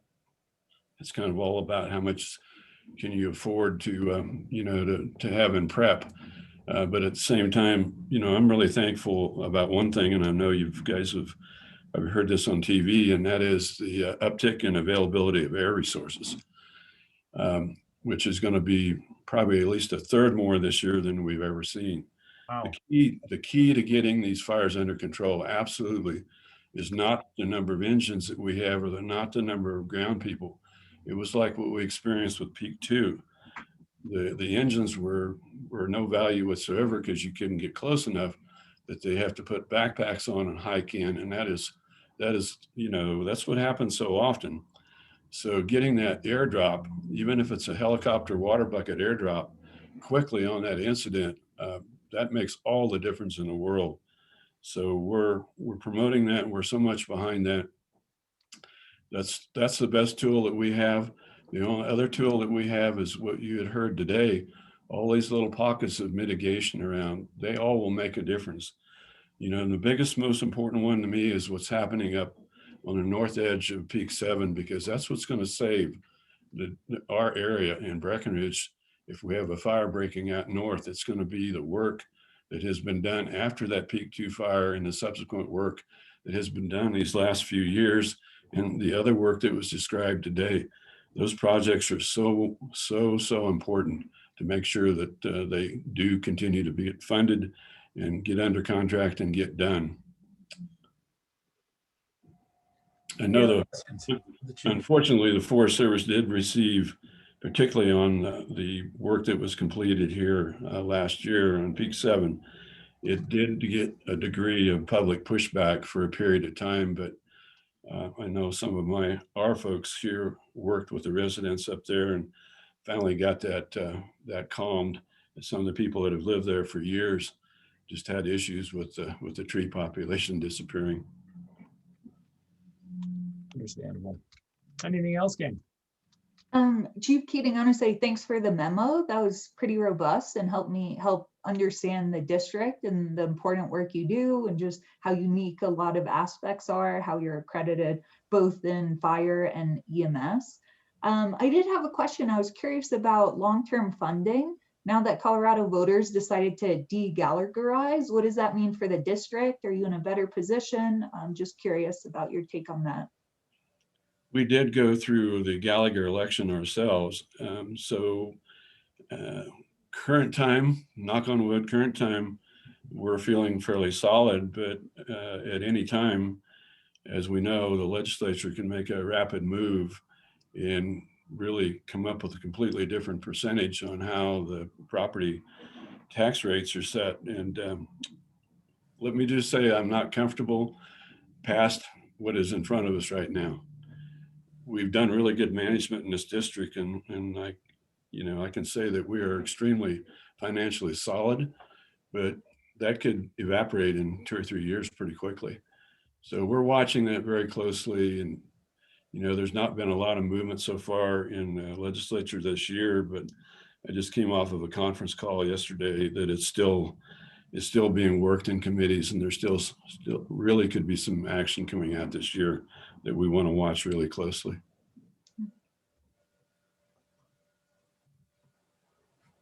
Anything else, gang? Chief, thank you so much for the update. We appreciate it. Thank you. It's good to see photos of you guys, if nothing else. It's been so long. All right, take care. Stay safe. I had fire season. Thanks a lot. You bet. See you, Jay. Thanks, Jay. Thank you, guys. Have a good day. All right, Rick, COVID. What I would like to do is give you a couple quick COVID updates, and then before maybe we could make the motion to go into exec session and then allow 5 minutes for people to get logged on so that people can have an opportunity to take a quick break. Okay? Sounds good. I think we've been sharing information, as we're learning it from the county on kind of what their plans are relative. The dial is set to go away on the 15th is the last day of this. And so the county is looking at kicking in on the 16th of April, a similar type structure where it's gonna, they're still gonna have these restrictions kind of set by, depending on where we're at in our percentages. We don't, based on what we're seeing and hearing right now, we don't see anything that's probably going to make a big change for a majority of our businesses. It would probably stay pretty status quo just because primarily that 6-foot spacing rule is still in there. But, I think what everybody is really, eyeing and looking at is, this targeted date of May 26th or 27th, whatever it is, when they anticipate that we might have, 75% of the population with both vaccines, and then lifting the majority of those restrictions. Although I have to say, some of what we're hearing recently is concerning, and I don't know exactly what that means for us going forward. But that, this is what we know so far, and this is kind of what we're looking at. Does anybody have any questions about how this is probably going to unfold at the end of this week? And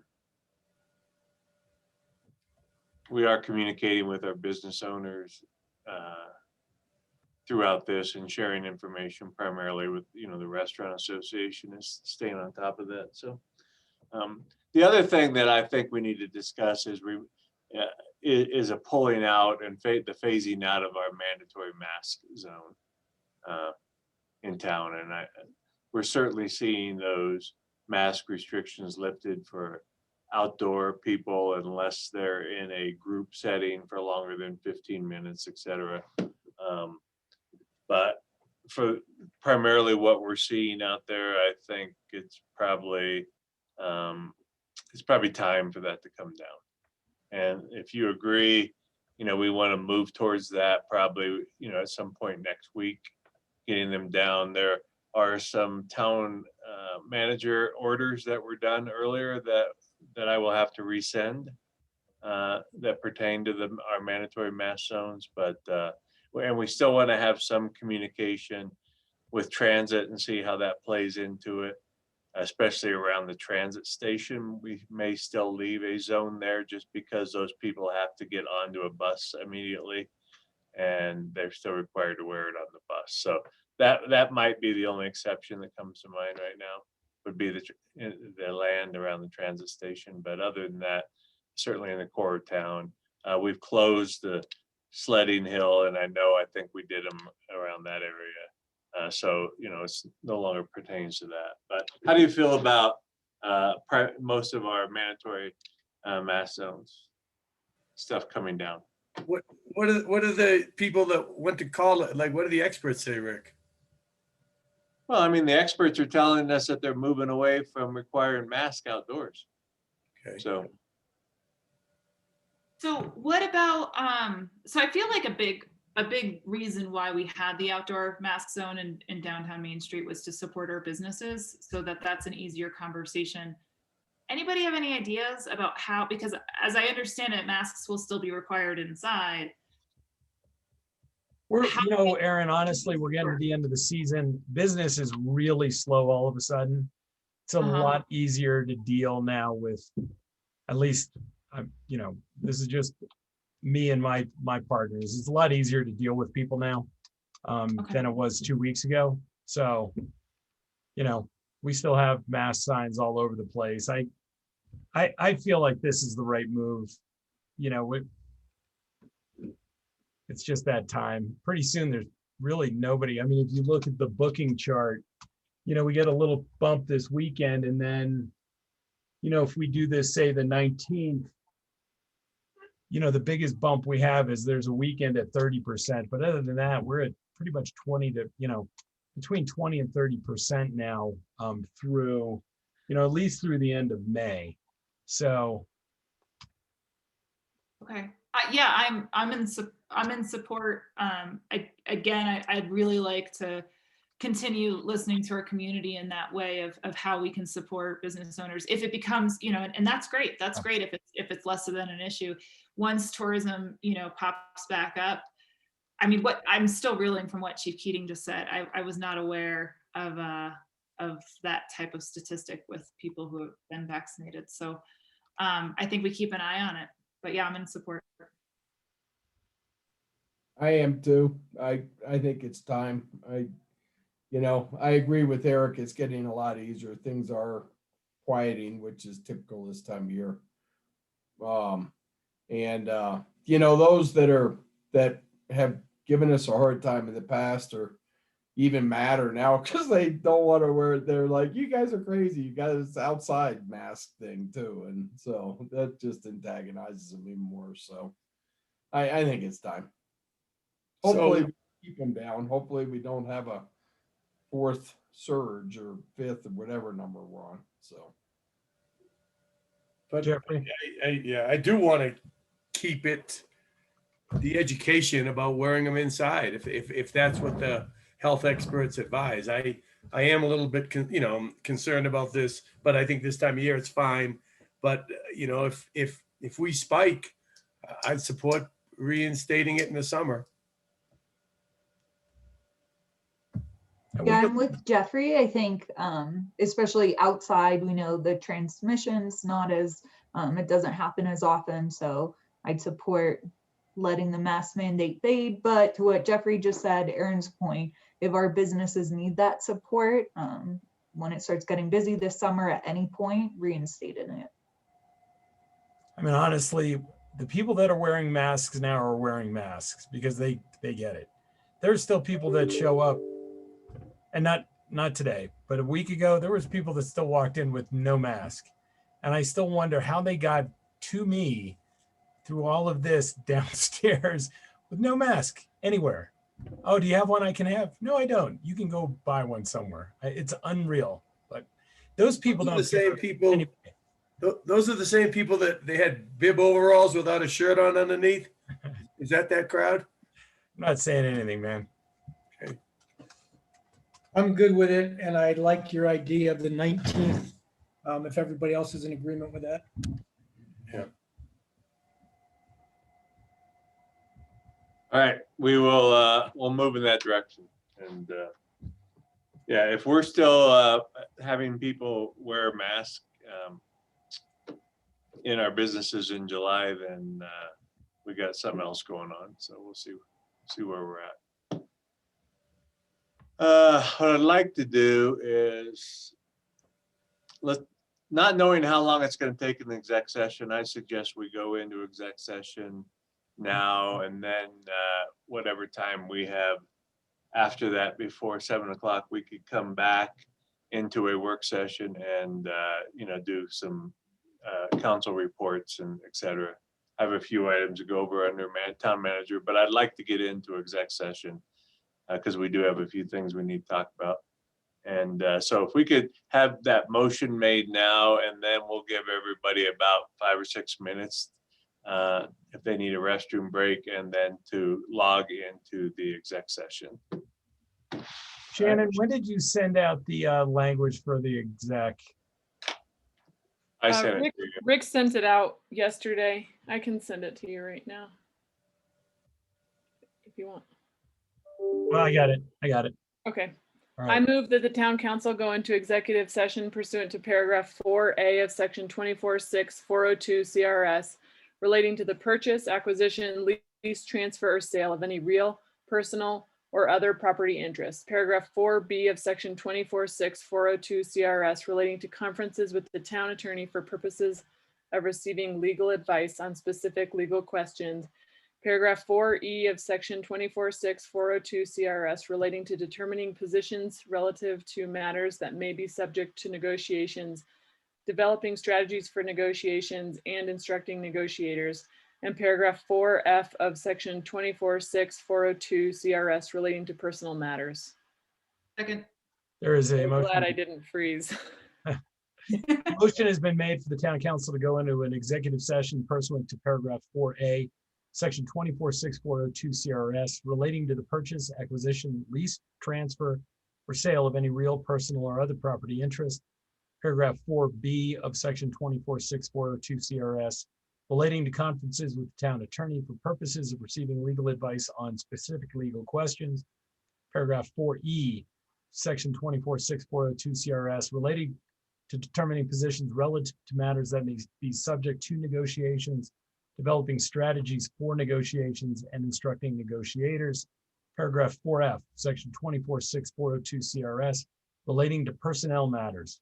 The subjects to be discussed in the executive session include: 1, real property that the town council may have an interest in purchasing; 2, confidential update of the status of negotiations relating to the potential purchase of a local event; 3, a confidential discussion relating to the possible use of certain town-owned real property that would involve the leasing of such property; and 4, a confidential discussion of a personnel matter about which the town manager wants to advise the town council. Conference with the town attorney concerns the announced subjects of the executive session, but may also include other matters that are protected by the attorney-client privilege that exists between the town and the town attorney. Roll call. Mr. Bergeron, Yes. Ms. Giello, Yes. Ms. Sade, Yes. Ms. Owens, Yes. Mr. Kuhn, Yes. Mr. Carlton, Yes. Mayor Mamula. Yes. All right. Let's take All right. a 5-minute break and join on the other Yeah. side. Feel free, I sent you the link. It's right at the top of your email. Okay, thank you. So, yeah, either close out of this one or mute it if you're gonna leave it up. Well, we can't do both, right? No, probably Close not. it out, Jeffrey. That's the safest thing. Okay. All right. Seems like a lot of people are bossing me around.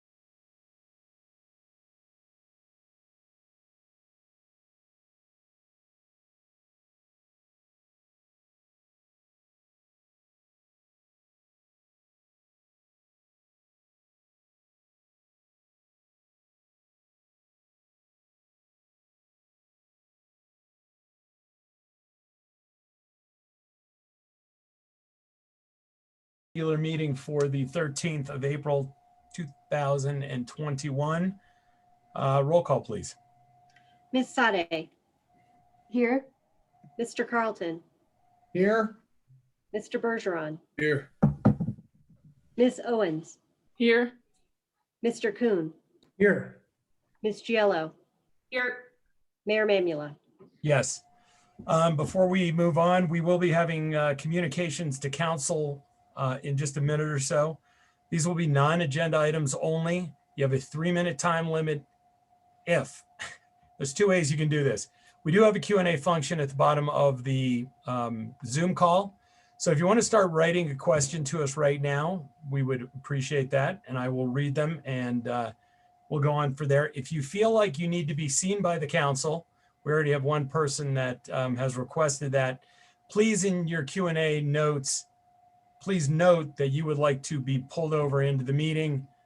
You do have a 3-minute time limit, and I am going to stick to that. So whatever comments you're going to make sure they are brief and to the point. We have all kinds of other stuff to get on tonight, and yeah. So there is that Q&A function at the bottom for you to engage there. Approval of the minutes for Town Council, March 23rd, 2021. Anybody have any issues? All right, council minutes stand as presented. Approval of the agenda, Rick. Oh, we do have one change to the agenda under new business. The first reading of a council bill, it will still be Council Bill number 8, but the new heading this will be a first reading and not an emergency ordinance. So we have a copy of that, and it'll be amended to show that it is a first reading and not emergency ordinance. Excellent. Thank you very much, Rick.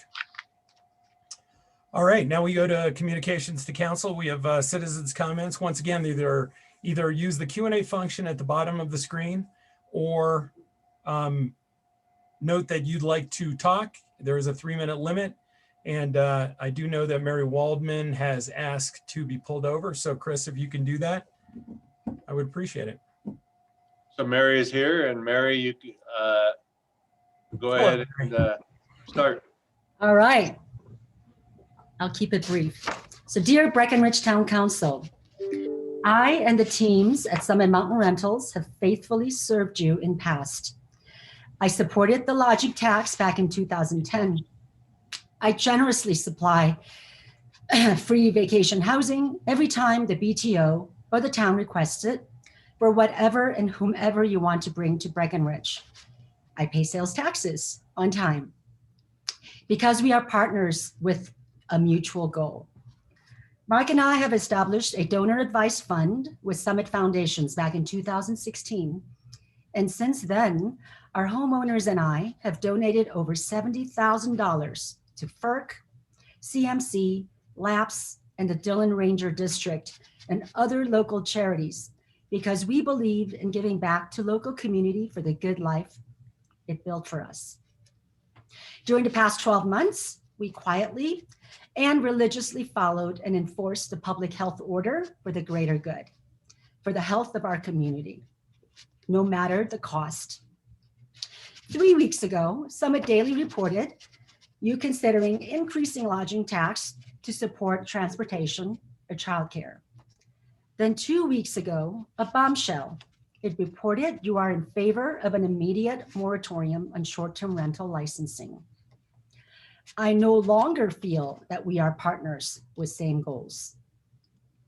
The very locals you want to protect, well, they are my 37 full-time staff who faithfully serve our local community. I am here representing them. I am here to speak up for what I believe is best for them. They count on tourists to maintain their livelihood. They count on Summit Mountain Rentals to keep them employed. Excuse me.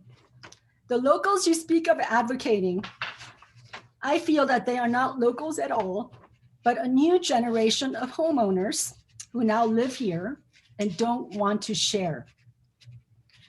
People who originally came here as tourists, but now they live here. They want to greedily hoard Breckenridge from others. Short-term rentals is not your enemy. We are the quiet giants who work 24/7, enabling our vibrant economy. We share same challenges. We want to be part of your public discussions to come up with healthy and balanced solutions. So next time you lend an ear to a wealthy retired neighbor who complain about short-term rentals ruining their lifestyle, please think of us.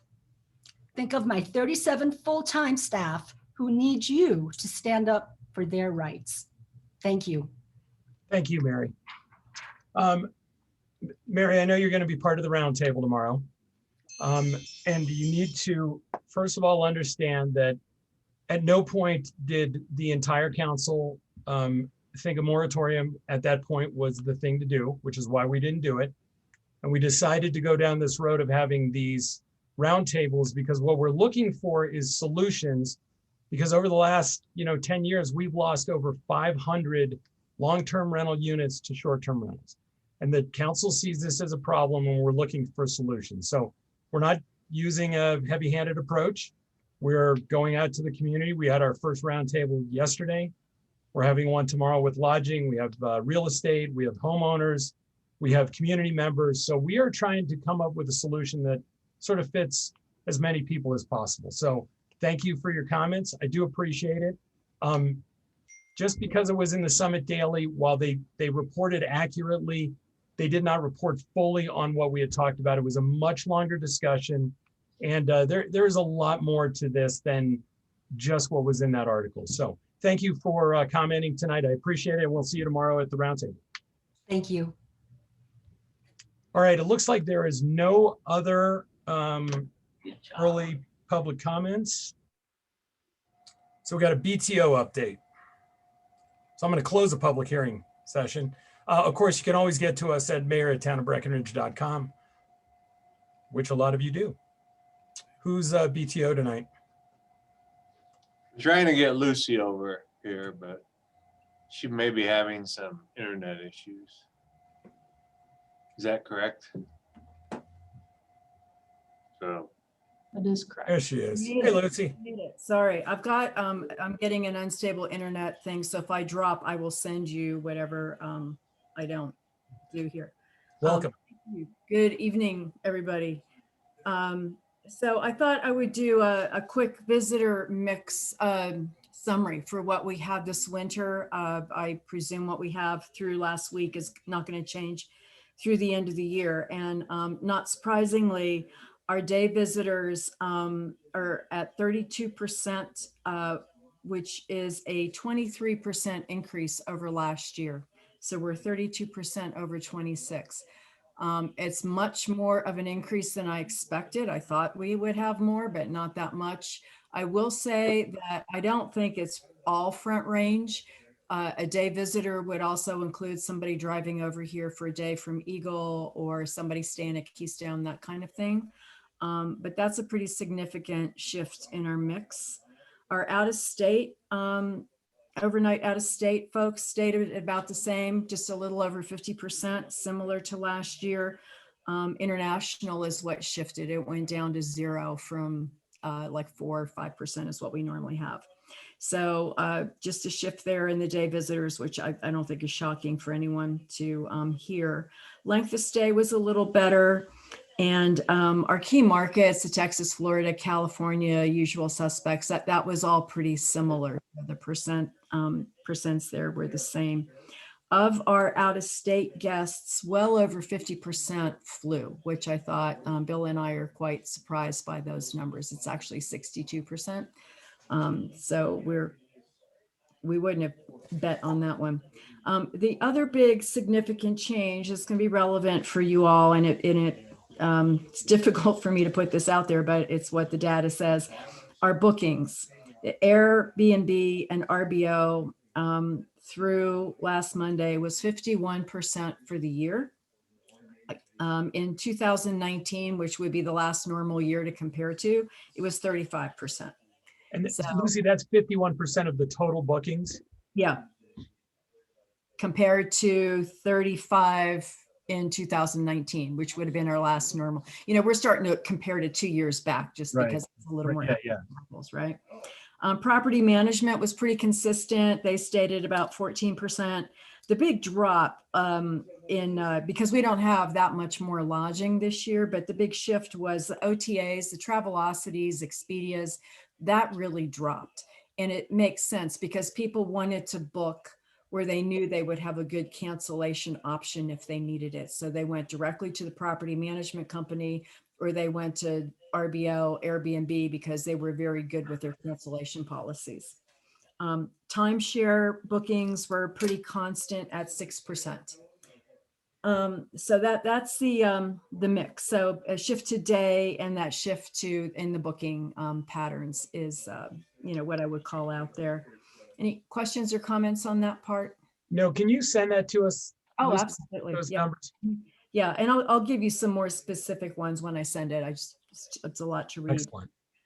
Then the other thing I thought you would be interested in is, everybody wants to know, how did we do over spring break? And we're calling spring break March 6th through April 3rd. And we were 6% up over 2019. So that's in room nights, not occupancy. So 6% up, but we had 12% more rooms to sell. So if you see occupancy numbers, it's going to show occupancy down, but because of the growth in inventory, we had more room nights for spring break compared to 2019. Hey, Lucy, can you explain? So there was less bodies in No. town, more bodies, More. more bodies, and we had more Because places. room nights is more, that's more bodies. You figure 2+ people per room. So Yeah, we had more bodies, more places to put them, so that would make the ratio of rooms full a little bit lower. yeah. So yeah, you'll see occupancies down, but we had more people staying. I get you. Yes. All right, thanks. Yeah, it But- gets confusing, but we have to look at it both ways because we've had such an increase in inventory. Yeah. Where is that inventory increase coming from? Did you say, Lucy? Well, it's new units, it's compared to 2019. We've got some new stuff with BGV and it's a lot of short-term rentals. Right. And what was the number? 6% in Yeah. room nights. So if something converted from a long-term rental to a short-term rental, that would be considered a new unit. Yeah. Mhm. But Dick, that's 12% increase of inventory though. Yep. It's 6% up over 2019, but there is 12% increase in inventory and short-term rentals. Oh, and okay, 12 was the number. I So we thought. didn't sell, another way to think about that, Aaron, is we didn't sell every extra available unit. Right. We sold half of them. And that fits with the restrictions and all that kind of stuff. So it feels logical to me. Thank you. Okay. Let's see. So so the average occupancy, and again, occupancy, it's less meaningful than it used to be, but we were averaging an occupancy for the month about 78%, just to give you a marker. And I throw that out only so that for the rest of April, we're looking at 40% occupancy, and going into May will be at 20%. So just think about that as order of magnitude. And this is as of the DMX report that was March 31st. It's the most current one we have. So 78 down to 40, then to 20. For the winter season, if you think about in aggregate, November, December, Jan, and Feb were all more a little better occupancies than 2020. And in 2020, that was still normal season. It was pre-COVID. So those 4 months were a little better. Oh, I'm sorry. They were a little bit less than 2020. And then March and April, of course, we did way better than 2020 because we were closed. So we're going to see for the winter season, we're going to be probably down about 5 points. And that's going to be from those first 4 months.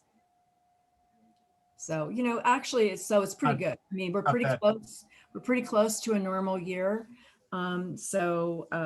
Yeah. Well, also you got to factor in, we had a poor early season snow. Right. So, then you couple that with the pandemic and all the restrictions other and stuff. snow. 5% is pretty good, actually. Yeah, I thought so.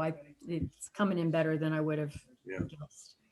So, and then again, looking forward to summer, the early bookings are looking pretty favorable compared to 2019, because again, we'll have to go back an extra year to get apples to apples. So it's not very high yet, but it's, you know, the trends are favorable so far.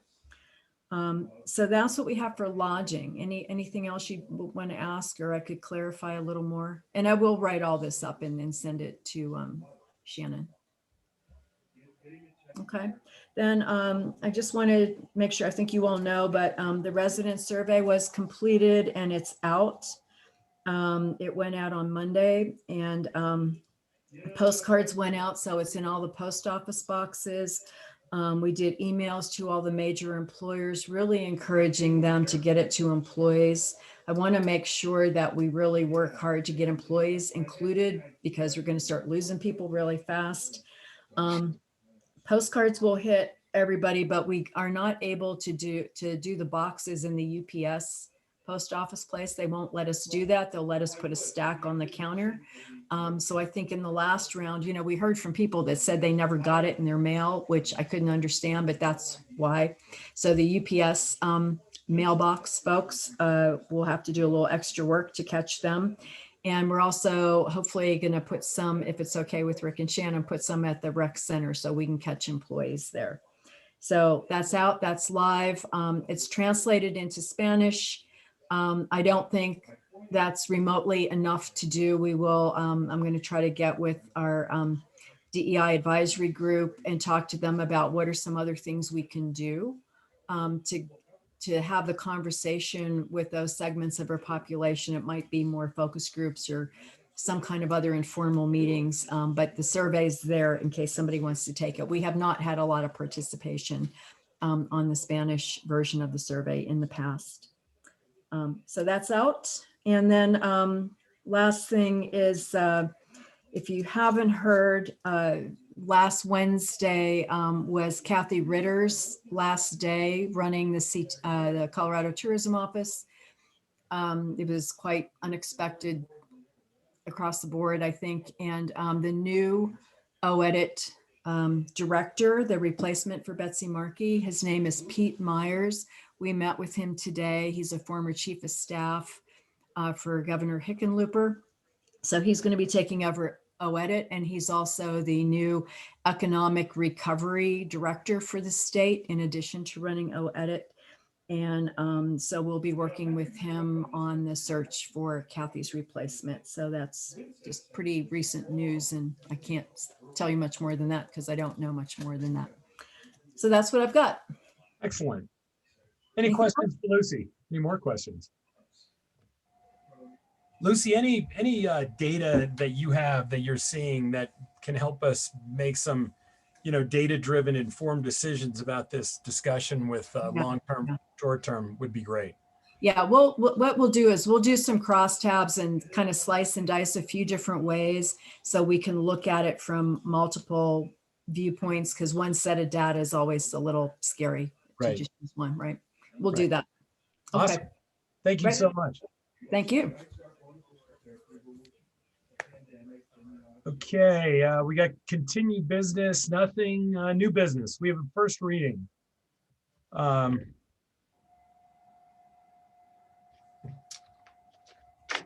sorry, I need to find the correct version of this before I read this. All right. It's an ordinance amending Chapter 1 of Title 9 of the Breckenridge Town Code, known as the Town of Breckenridge Development Code, concerning recreational and leisure amenity clubs, amending Chapter 3 of Title 9 of the Breckenridge Town Code, known as the Town of Breckenridge Off-Street Parking Ordinance, concerning required off-street parking for recreational and leisure amenity clubs, and repealing the temporary moratorium on the submission, acceptance, processing, and approval of applications for new permits to develop real property in the town that propose the development of an amenity club. And this will be Council Bill number 8, Series 2021. Mark. Thank you, Mayor and Council. Good evening. This ordinance passed, and this is a first reading this evening, would address amenity clubs. These are kind of clubs in different developments like condominiums, hotels, things like that, where a fee is charged for a day user to come in and use some of their facilities.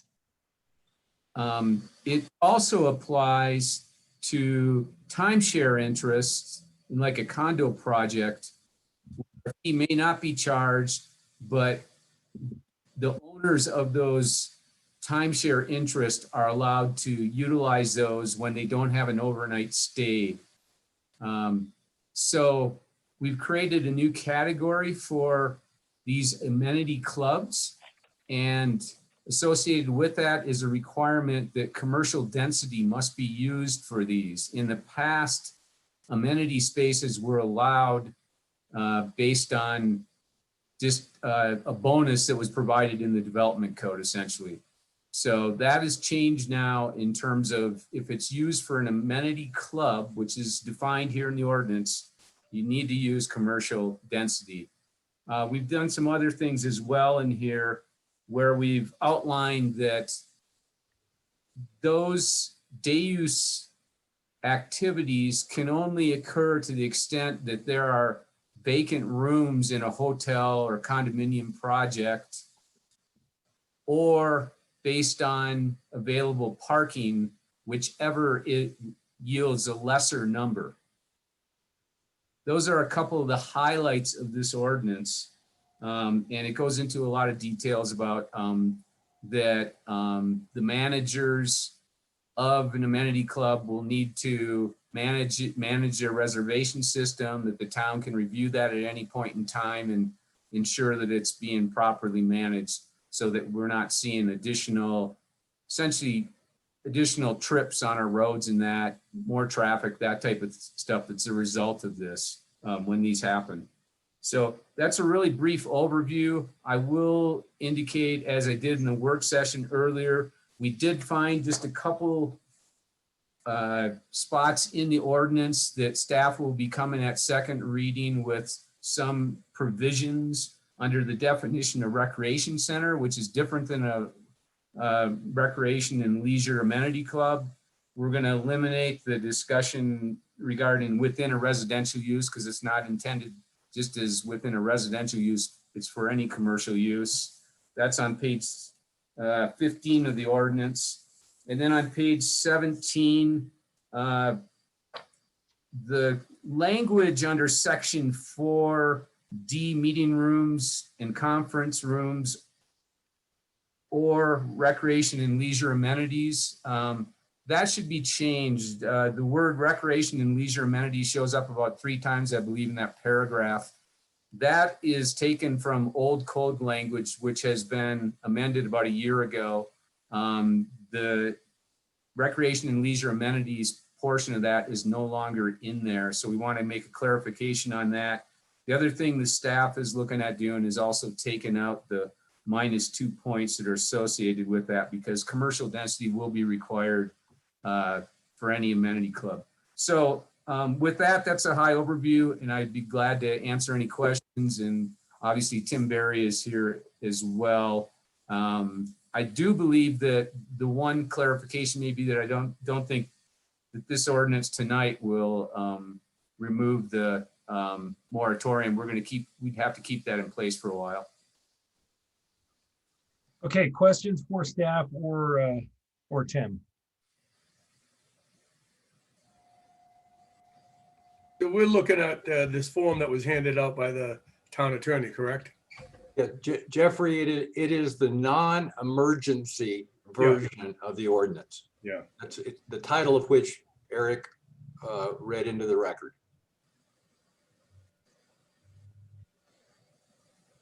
Any other questions? All right, we're going to open a public comment. There's a Q&A function at the bottom of the screen. We have already gotten one request to be pulled over from Mike Dudick. So if we can do that, Chris.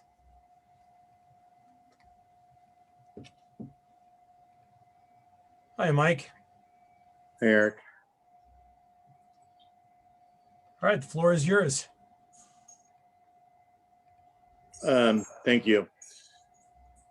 I'm going to read a statement that I've written so I get it exactly right and not extemporize.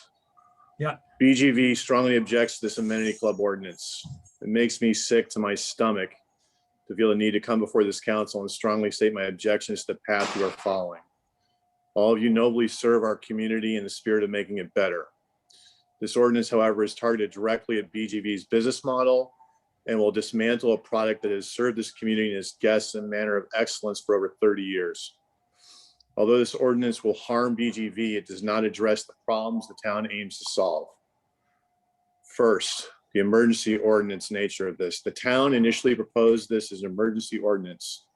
The very thought that this massive zoning change in town code would be accelerated via emergency consideration points to the obvious. It is yet another drip, drip, drip of the town action directed against this density and its development. On Friday, I instructed our legal team to contact Tim Berry, state our objections to emergent process, and inquire as to the need for such consideration. Tim replied Monday with a modification to a normal process and amended ordinance. Thanks to Tim for his consideration, but you published an agenda that contained unnecessary emergency action.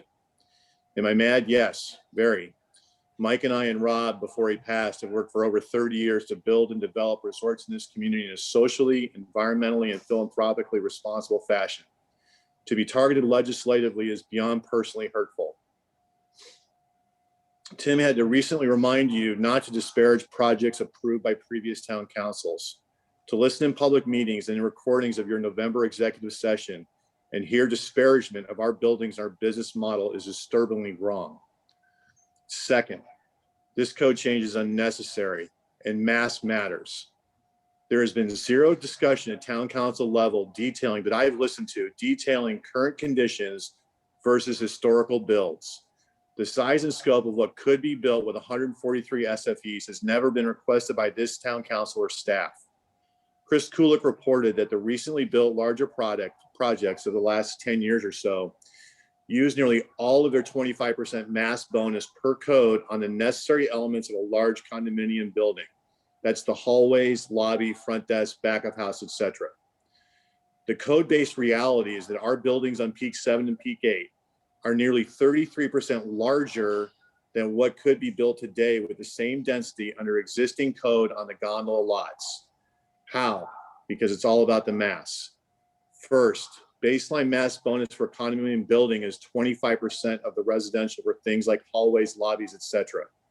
Second, the Peak 7 and Peak 8 master plan increased this mass bonus. That was done by previous town councils. Third, BGV asked for and received town council approval on 3 different occasions to pump up the mass on Peak 7 and Peak 8 in our buildings. So how did this play out in construction? At GC8, we used 149 SFEs for residential, but we also built 49,000 square feet of additional mass and amenities with 0 SFEs. Without the Peak 7 and Peak 8 master plan or the town council granted development agreements to BGV, we would have had to allocate an additional 49 commercial SFEs to build the same buildings. There isn't limitless density in Breckenridge. The reality at GC8 is that without the town granted mass bonuses, our buildings would have been 1/3 smaller. The same thing happens at GL7. I don't have the exact numbers, but in your November exec session recording released because of the pressure from the Summit Daily News, you spoke to our numbers. The comment was made that GL7 is 130 SFEs and is a really big building. Again, without the historical mass modifications made and approved by the town, these buildings would have been 30% smaller. Think of it this way, GL7 at 130 SFEs with the existing gondola lot rules would either be 2 floors shorter or there would be 1 less building. That's not debatable. So now we have this amenity club ordinance, which is clearly shooting the messenger. The buildings are big because at the base of the mountain, because we follow the rules, but there are different rules in place now in the gondola lots than what was in play at the base of the mountains.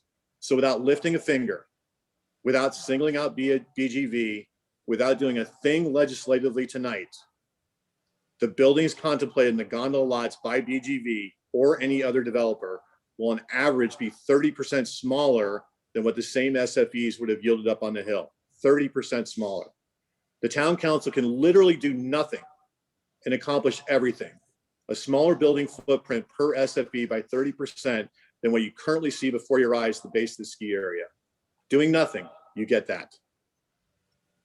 Knowing the mathematical reality, what am I to make of the town council's targeted focus on BGV's product offering with our inclusion in this legislation? The message you are sending is unequivocal, that you will publicly acknowledge the 143 SFEs in the Ghana lots, but will do everything possible to diminish their value to the point at which they become economically unviable to develop. Third, this code change is unnecessary and it's not data-driven. Initially, the town council directed staff to work with a collection of community leaders and town staff to help vet the amenity club discussion. The group recommendation of town council was not to include timeshare in the amenity club code change, but that was rejected by you. Also rejected by you was our data, which shows minuscule additional vehicular traffic from our registered day users. In fact, our reservations average 11 cars per day per 100 keys, with nearly 25,000 car trips per day crossing Tiger Road. I can't even do the decimal math on a number that small. If this were a data-driven decision, the choice would be clear. There's no need for action, yet here we are. Fourth, this code change is inconsistent with stated town goals. The goal of the council endorsed destination management plan is to deliver a year-round economy driven by destination tourism by 2024 by fulfilling need periods of de-emphasize peaks and create more balance across all 12 months. The town and tourism office felt it was imperative to protect the year-round economy, expand the visitor experience seasonally, and increase out-of-state overnight visitation in order to provide a more consistent, lucrative economic pipeline for local businesses and workforce. Our product does exactly that. Our year-round occupancy levels of 85% derive from being 95% full in peak times and 75% in off-peak. If our product isn't achieving shoulder season fill with balanced and consistent economic pipeline, what other product does? Hotel and whole ownership condos in our community are lucky to achieve annual occupancy of 55%. Their balance is the same, 95% in peak times, but 15% in shoulder seasons. What is consistent about this lodging option? It exacerbates the seasonality of our community and forces businesses across all sectors to want to amplify economic activity during peak periods, to make the hay while the sun is shining, so to speak. A month ago, the town attorney reminded us the town should not punish property owners for using their properties as the town approved. The town should be happy to see approved timeshares evening out demand, not punishing and discouraging its use. Our product exemplifies the stated balancing goal of town economically. Yet this legislative action will result in less of a product that helps achieve the community's stated goal. Fifth, this ordinance is confusing as written and a double dip. BGV is clearly the primary target of this new code. If not a target, clearly the first business that will bring compliance questions to the staff to seek clarity. We do not easily understand the direction as written in the ordinance. We do not find it to be plain English version with clear outcomes. It's complicated and unclear. As constructed, this ordinance also double dips on commercial density charges. This is important. This ordinance charges commercial density for amenity space and then wants to additionally restrict access to said commercial spaces. It tells us that if we have only one occupied room, then we may only have one day use guest in our facility. What happens in March when we have 0 unoccupied rooms? We are still charged commercial density and called an amenity club by this ordinance, yet no non-residential guests can use this commercial space, none. Are we still an amenity club if we have 100% occupancy and zero amenity club guests? If you want to call timeshare an amenity club, then treat us like an amenity club. If we are truly an amenity club, then we should not have the double dip of room occupancy restriction on our amenity spaces. 6, diminished value. Finally, and most important, this code change significantly diminishes the value of the 143 SFEs by this town council the town council preserved in May of 2020 on the gondola lots. I speak for BGV and not Vail Resorts. I'm under contract to buy the land at the gondola lots. I do not own it, Vail Resorts does. We have always assumed that the massing bonuses enjoyed at peak 7 and peak 8 would not repeat itself on the gondola lot site. In May of 2020, the town council affirmed the memorialized existence of the 143 SFE units of density on the gondola lots in your parking structure deal. We moved forward in our negotiations with Vail Resorts to purchase this land based on those known facts. We took the execution of the May 2020 development agreement between the town and Vail Resorts to be a contractual and good faith acknowledgement of the existence of that density under the then prevailing code. Before the ink was even dry on the execution of the development agreement, this town council started moving the density goalpost with its moratorium on amenity clubs. 2 years ago, I met with Eric and Rick to discuss what I hope would be a collaborative effort to manage the development process on this site. I'm not naive. We realize there are some in the community who do not want anything built on this site. We did not place the density on this site, the town did, but felt that as historically great stewards of our community, that an inclusive process between BGV and the town, which furthered our goals while simultaneously delivering benefits to the community, was possible.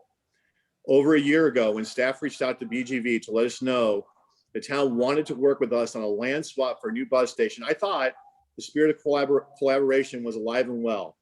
You see, I didn't wake up one day and say to myself, I'd like to build a new bus station. A land swap between us as eventual landowners in the gondola lots in the town for a new bus station was not my idea. It was yours.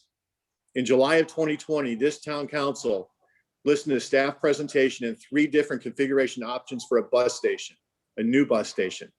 The town council selected the second option and tasked both staff and BGV to further vet the options with CDOT and engineering. BGV spent tens of thousands of dollars in good faith to develop your bus station. Then inexplicably on November 3rd of 2020, at a special council meeting behind closed doors, the town council rejected BGV's proposal for a new bus station. That's the day the collaboration died. A reconfigured bus station was not BGV's idea, it was yours. BGV wasn't making a proposal. We were presenting findings for questions you asked of us and your own staff. We were merely acting in the role of engaged citizen of the community to make our town better. To be suddenly cast as a pitchman trying to sell the town and some idea was offensive. For the town to take zero responsibility in its 180-degree change of heart was disappointing. We get what happened, or at least we think we do. Somewhere around the 33rd minute of the subsequently released November executive session, Jeffrey asks if working with the developer will obligate the town down the line. Tim Berry cuts Jeffrey off. The tape goes dead, and only to return back for the summary comments on the matter at hand, which then reject not only the bus station, but the workforce housing ask. So what do we think happened? The town council made a political calculation to reject anything associated with this development.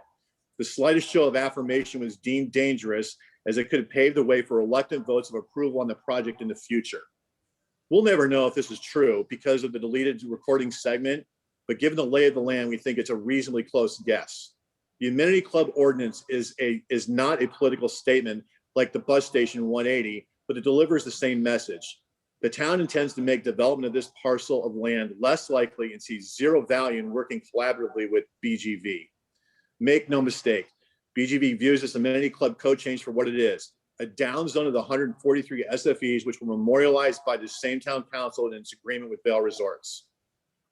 7th and last, legal analysis. We are so concerned about this ordinance that we asked our attorneys to review it. I can't do justice to all the concerns now, but they will be delivering a memo to the town attorney, but you should be aware of 3. 1, you've heard me talk about these 143 SFEs. VR has vested rights to that density, and charging commercial density for amenity clubs will diminish those rights. Let me be clear, this ordinance violates that agreement. 2nd, this ordinance exceeds the town's authority, is hopelessly vague and complicated and cannot be enforced. Zoning codes regulate land uses, but this invasive ordinance requires property owners to report covenants, enforce management plans, and count the number of people getting out of cars. How can the town count density for every ski or boot locker? This ordinance is an overreach. 3rd, the town's singling out of one kind of property ownership, timeshares, is improper. Zoning regulates uses, but not users. This ordinance takes exactly the same use and asks, do the users use a full condo or just a slice of it? If they own a slice, it punishes them. Due process and the town's zoning authority require the town to treat the same use the same way. So what can you do now? You can take timeshare out of this ordinance.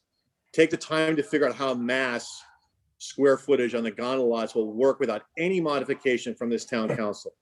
Take the time to listen to community feedback. Take the time to consider the ramifications of demolishing a previously working and healthy relationship between the town and BGV. Take the time to think about the risk of diminishing the value of this property versus the minimal gain achieved in code. Let us be a community that is collaborative and not combative. Thanks, Mike. Can we get a copy of that letter, please? Yep, I'll send it to Rick right now. All right, thanks. Anybody else in the public wish to comment? There are no open asks for comment. I will close the public hearing. Is there a motion? Or is there any discussion before that? I will tell you that what I would suggest would be for us to table this evening, extend the moratorium for a couple more months. This ordinance, to be honest, is a little bit sloppy because it cites some code language that, we got rid of a while ago, and I don't like that to begin with. There may be some other issues we should work through, and I'd like to make sure we have enough time to do that and do it correctly. I don't agree with everything that Mr. Dudek said. There are probably some things in there that are arguable that I possibly would agree with, but for the most part, I don't. But I still want to make sure we're on the right path. So that would be my vote this evening. Eric, I mean, just like what I said earlier, I would be aligned with that. I think that there are several different ways to achieve what council wants to achieve. So maybe we could explore some of those other options. Eric, I would be in favor of extending the moratorium as well. Yeah, Eric, I'm in agreement. I'm certainly in agreement that we should extend the moratorium. We certainly don't want to rush this ordinance. This is very important. We're addressing citizen identified serious impacts on our town with some of these clubs. So, and it's something that we very much need to get right and take the time to get right. So I'm in favor. Carol? I'm also in favor of extending the moratorium and discussing a way to do this better within the ordinance. Kelly? Yeah, I'm comfortable with the ordinance, but I'm also happy to extend the moratorium and make sure it gets cleaned up appropriately. Jeffrey, were you last? Yeah, I'll go along. It's nothing. I'd make the motion right now, and I am personally offended by the combative nature of this. Everyone knows we're doing what we think is best, serving the community in the best way we know. And there was nothing nefarious about that work session, that executive session, and there was nothing. It was all above the board as far as what we felt we were doing, what was best for the community, and that mentioning my name specifically about wondering if we are obligated to be in a partnership with them that had to do with so many other things, not trying to throw a wrench in the works, but employee housing, where the employee housing was, and things like that. So yeah, I'll go along with the moratorium, but Michael sat up here. He knows the pressures we're under, and he knows the concerns that we live with, and that we hope and work for the greater good. No one's trying to screw anybody. We're trying to do what we think is best for the community and want to kind of cover all the bases. And so yeah, so I'll do with that. But yeah, my God. Rick, I am curious about this missing part of the tape. Is that something for real? First I heard about that, so I'm not aware of any missing part. I would like to understand what that is about also. I mean, if I had a nickel for every time Tim interrupted me, I could pay for my new roof. Eric, I listened to the tape. I mean, we had another executive session matter that we talked about after this matter. So we released this matter. And when I listened to it, my feeling was that it was all there that was about this matter. And then we went to the other matter, which was should stay at executive session. Well, I got to tell you, I don't like being accused of nefarious things. So I want to make sure before we go forward that whatever tape was released is actually what we talked about, that there is nothing missing. If there is something missing, I want to make sure that gets released. I don't like being accused of stuff like that. Playing And I politics agree. behind the scenes. I do not appreciate that. We do not operate like that. So I want to make sure before we go forward that that is not something that, if Mike's going to accuse us of something like that, I want to make sure that we know what we're talking about. That really bothers me. So Tim, I 100% agree with you, Eric. And I'll also make the statement that you made earlier that I absolutely do not agree with many of Mike's statements. Tim, for us to table this, would we have Jeffrey read it into the record, or I already read it into the record? What would we do at this point? Well, there's two ways to do this. One would be to ask if there's a motion to approve the ordinance on first reading and to have nobody make that motion. Okay. That would effectively end it. The other way would be So- to have a motion made and it failed for a lack of a second. Yeah. Okay. Or it could be made and seconded and be defeated on first reading. There's several ways to get where you want to go. And so what does that do to the moratorium, Tim? Moratorium stays in effect. It will currently expire on May 26th. But we would bring back at the next meeting, we would bring back A true emergency ordinance to extend it for 60 days or whatever the council directs. Okay, so is there a motion on this first reading? I move that we pass Council Bill number 8 in the form that was handed out by the town attorney, a non-emergency movement. I Tim, by doing it this way, does this affect anything if it gets voted down? No. Okay. I second.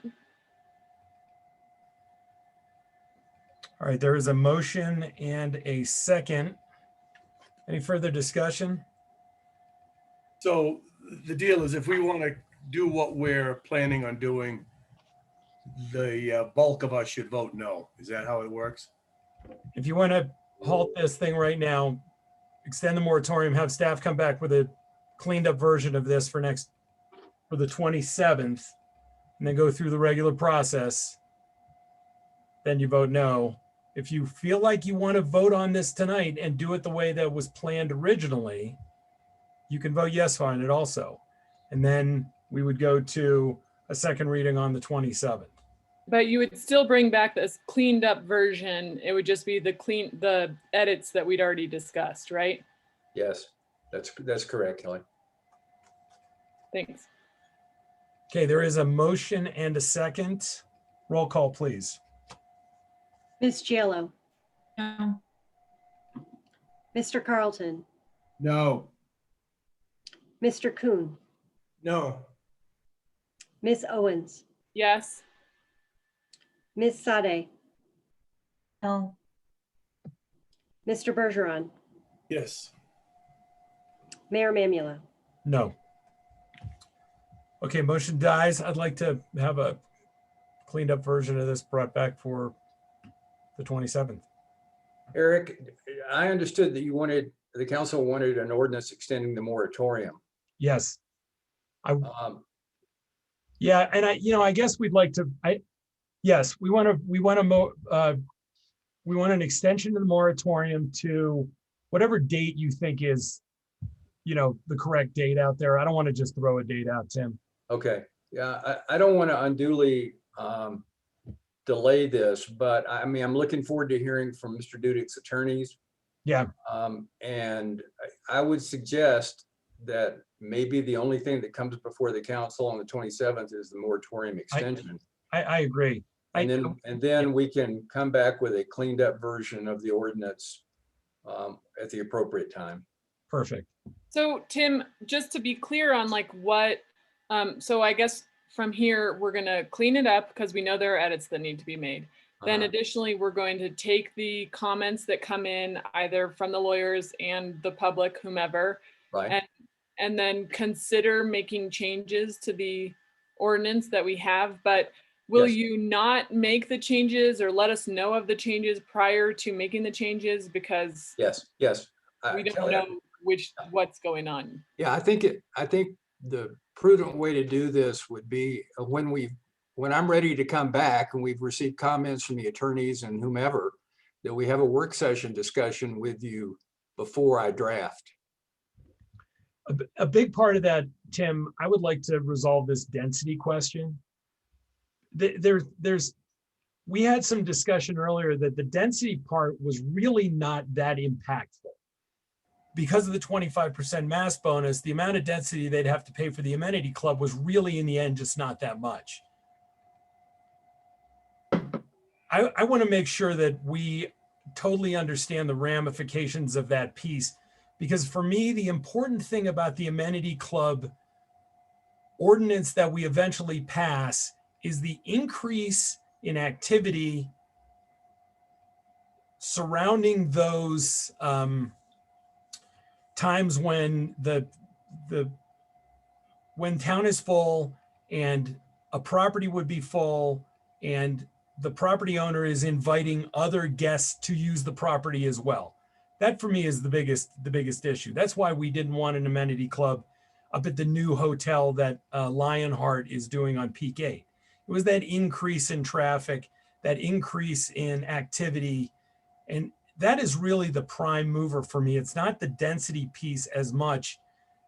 And the way Chris had talked about it, it didn't seem like the density was that, it was in minor square feet. So I'd like to understand that better when you come back. Absolutely. I'll work with Mark and Chris, because I agree that's a fundamental issue that we need to get our hands around. All right. Any other comment tonight? I don't know if there's any other appetite besides me, but exploring if we can work, maybe if we were to rewind back to that original language and work within the definition of a timeshare in the exemption, and if there's a possibility to get where we want to go through that, of saying timeshares are exempt if they check all of these boxes, and all of these boxes align with with our goals regarding traffic and some of these other concerns that we're looking at. Again, I could be the only person thinking this way, but I'm curious if we could get there through that. Aaron, I will look at that and talk to Mark and Chris about that. I think I understand what you're suggesting, and we're Okay. certainly open to coming up with an approach that is workable. Okay, thank you, Tim. I appreciate it. Sure. Thank you, Tim. Okay. Let us move on to, sorry, I lost my place. We have no resolutions. We have no other. We have planning commission decisions from the 6th of April, 2021. Are there any call-ups this evening? Planning commission decisions stand as presented. We have a report of town manager and staff. I have a couple things to go over with you guys. It's my recommendation to the council that we should freeze and not further engage Magellan to do any polling this summer relative to any potential, tax question that we might do on short-term rentals. I think with what we have going on, this really is confusing to the public and it complicates the issue. And I think the worst thing we could do right now would be to try to poll our community on this with where we're at. So I feel like we just need to pay them for the work that's done and put kind of a temporary hold on this thing until we decide it's what the future is gonna look like. How's everybody feel about that? Sure. Good? Okay. I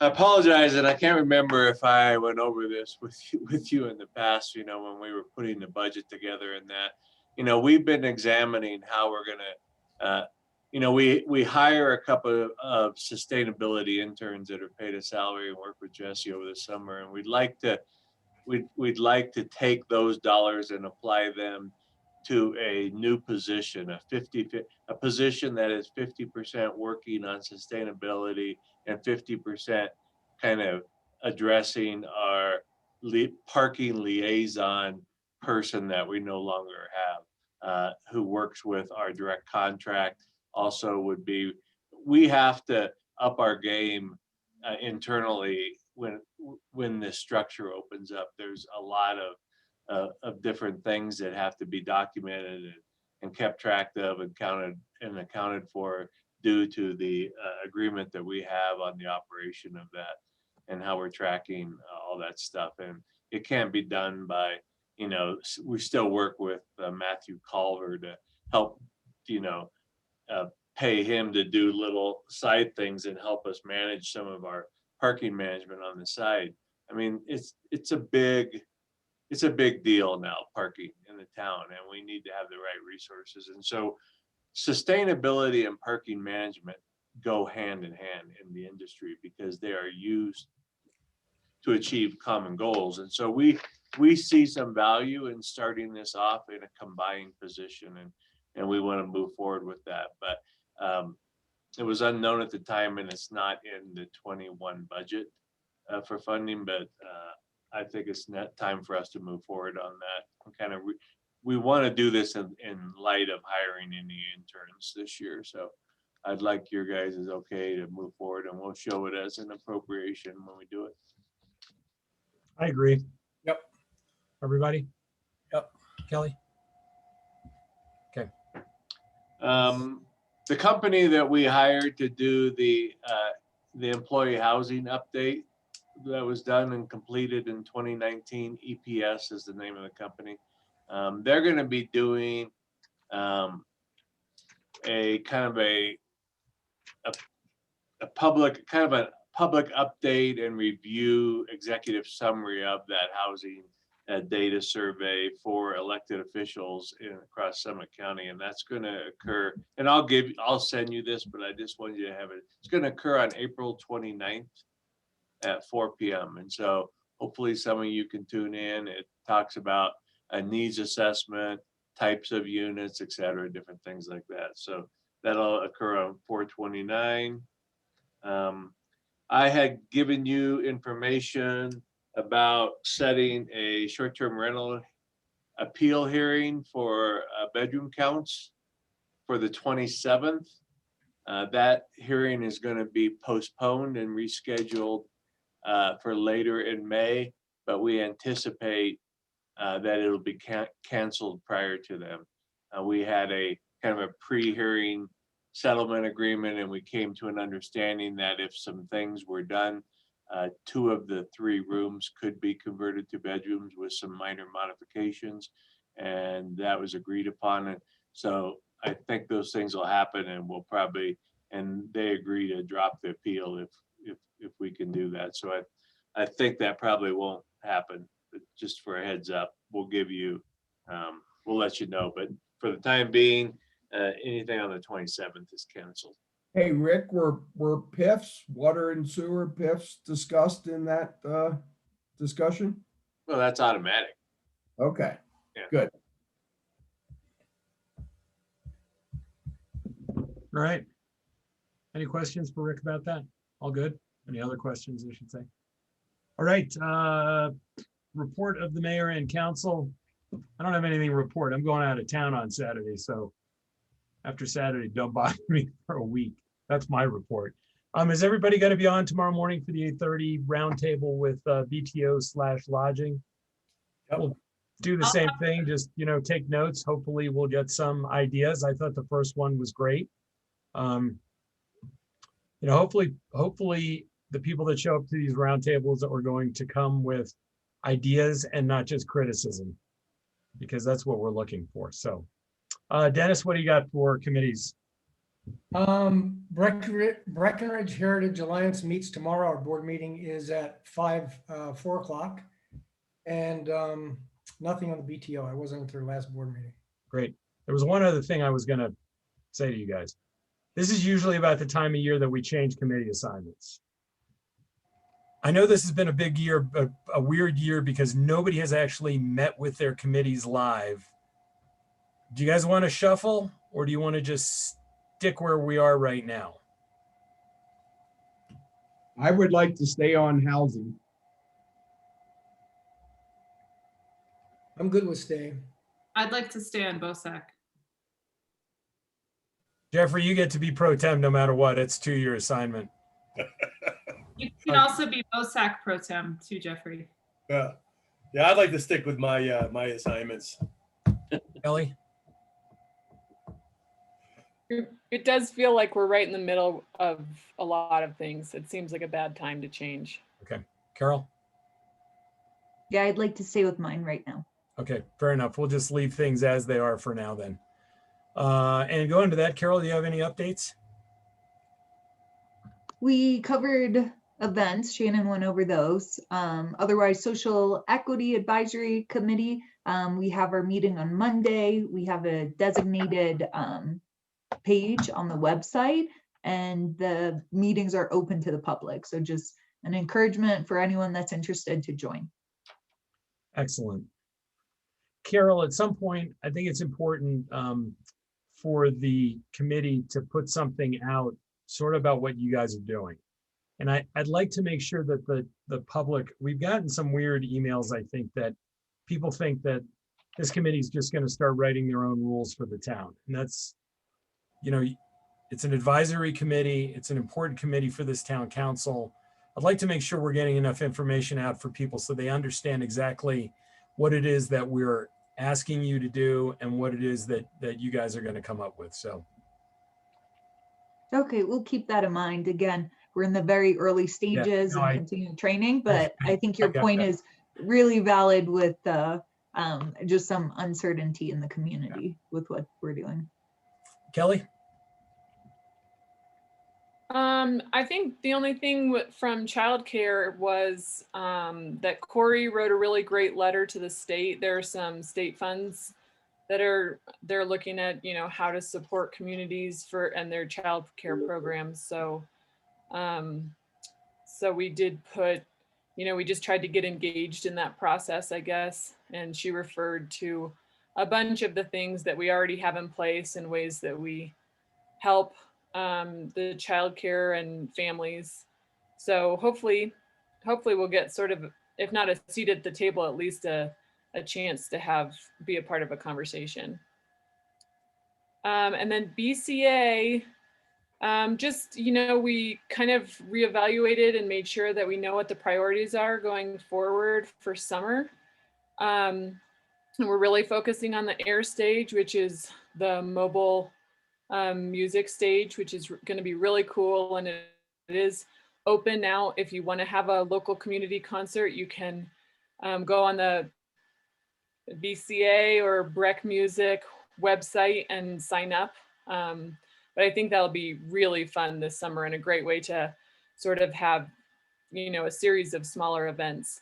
And then the other thing that they've heard our message loud and clear is activating the Arts District. So those are their priority projects, and which Dick and I both are really excited about. Excellent. Anything else, Dick? No, I think you got it. Thanks, Kelly. Dick, why don't you continue with stage, your stuff then? How do you book the air stage, Kelly? I'll put it in the chat by the time we're done.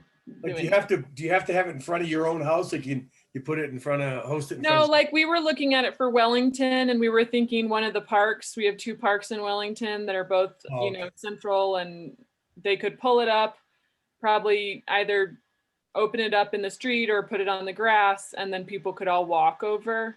Okay. And there will be COVID regulations and there will be size restrictions. So we'll still be, you know, figuring things out this summer, but I think it'll be great. You know, Jeffrey, if you want to get one together for your neighborhood.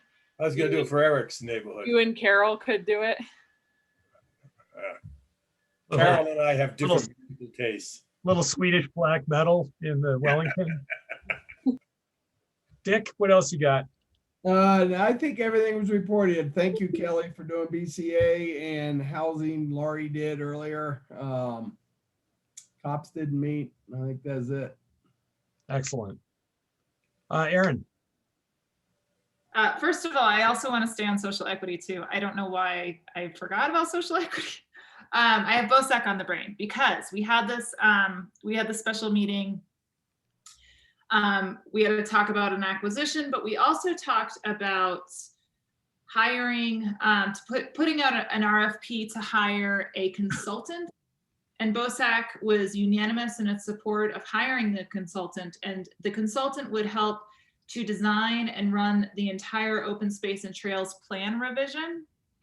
So this would include gathering community feedback, using that feedback to make recommendations, that sort of thing. And the reason why, the particular reason why I bring it up is because we would need approval from town council to allocate these funds for this RFP for the consultant, not for the RFP, for the consultant. One ballpark estimate was 90 to 100,000, depending on scope. Ours will probably be at the higher end of the estimate, around 200,000. Mind you, this money is already in open space funds, and the idea is that these plans would be applicable for the next 10 years. So this sets the stage for the next 10 years.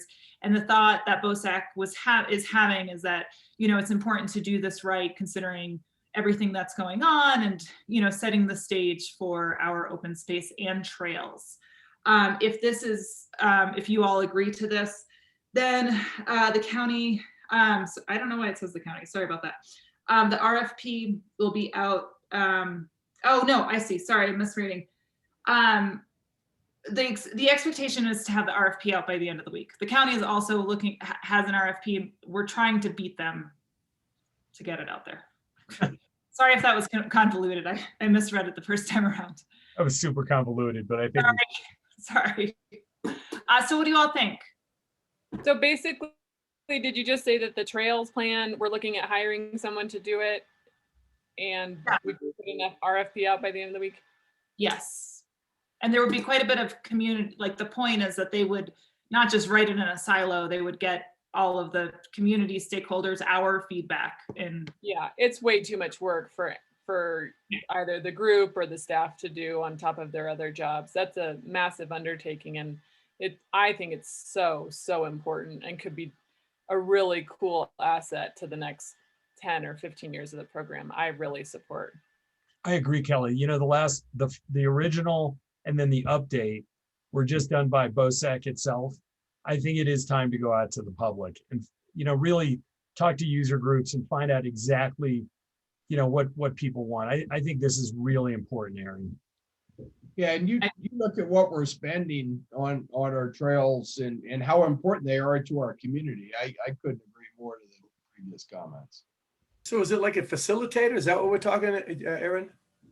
yeah, remember, and it's probably not the same guy, but remember how the BTO hired the guy from Canada with the big puffy vest? The vest, yeah. Yeah. Okay.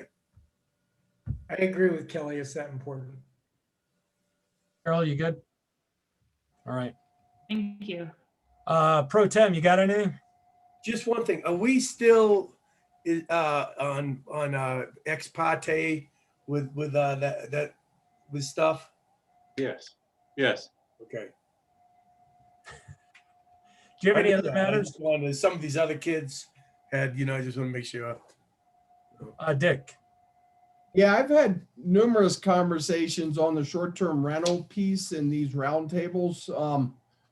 It came up yesterday when we were talking about publishing the tape, afterwards. And I've heard the suggestion, and I really agree with it, that, we don't want this discussion. We're looking for input. We're looking for solutions. We're looking for ideas in these things. And some people, are really concerned about, if they're open and honest, that it could hurt their businesses or it could become divisive in our small community.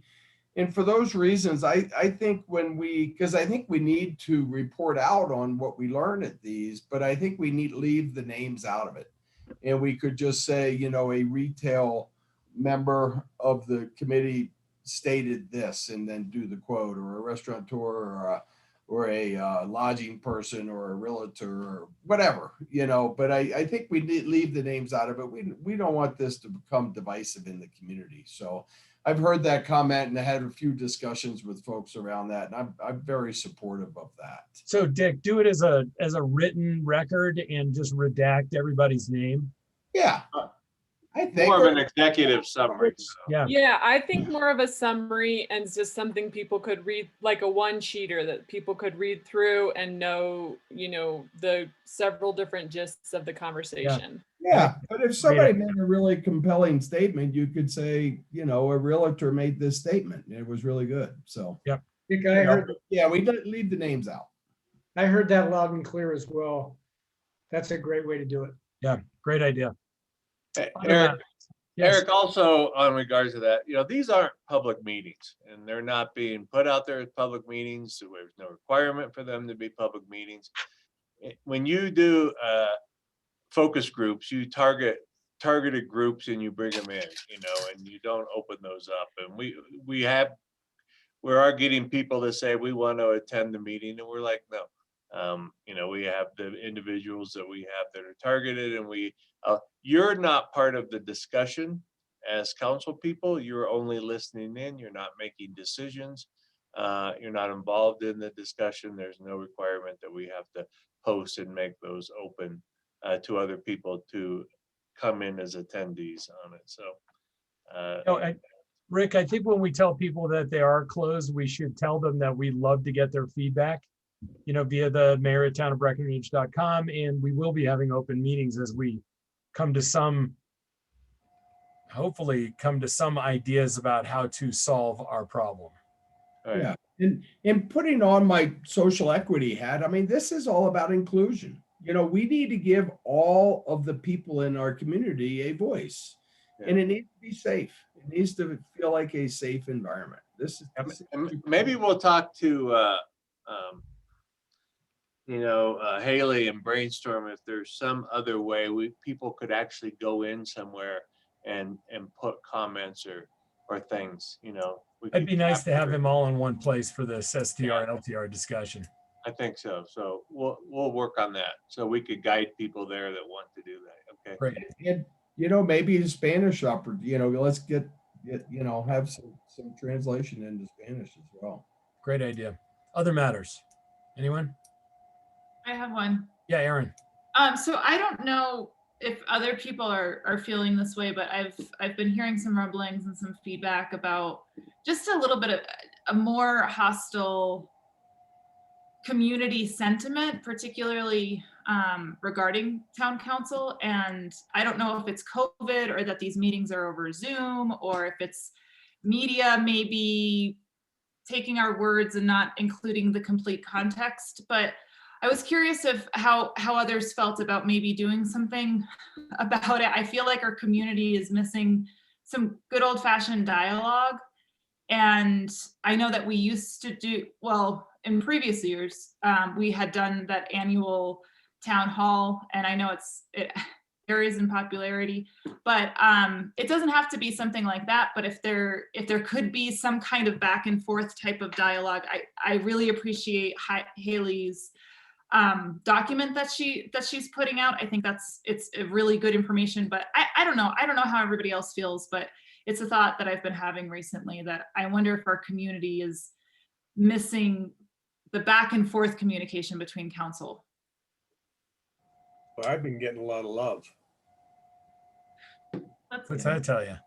That was We they call did it. that virtual coffee talk, maybe in December, and I feel like that was a really healthy dialogue and back and forth. It would be worth doing another one of those, with the hopes that we're just a couple months away from doing them in person. Yeah, that sounds good. Yeah, Eric, I was wondering if on the coffee talk, I don't know if you're interested in sharing around that, just so that you don't have to be on every call and available.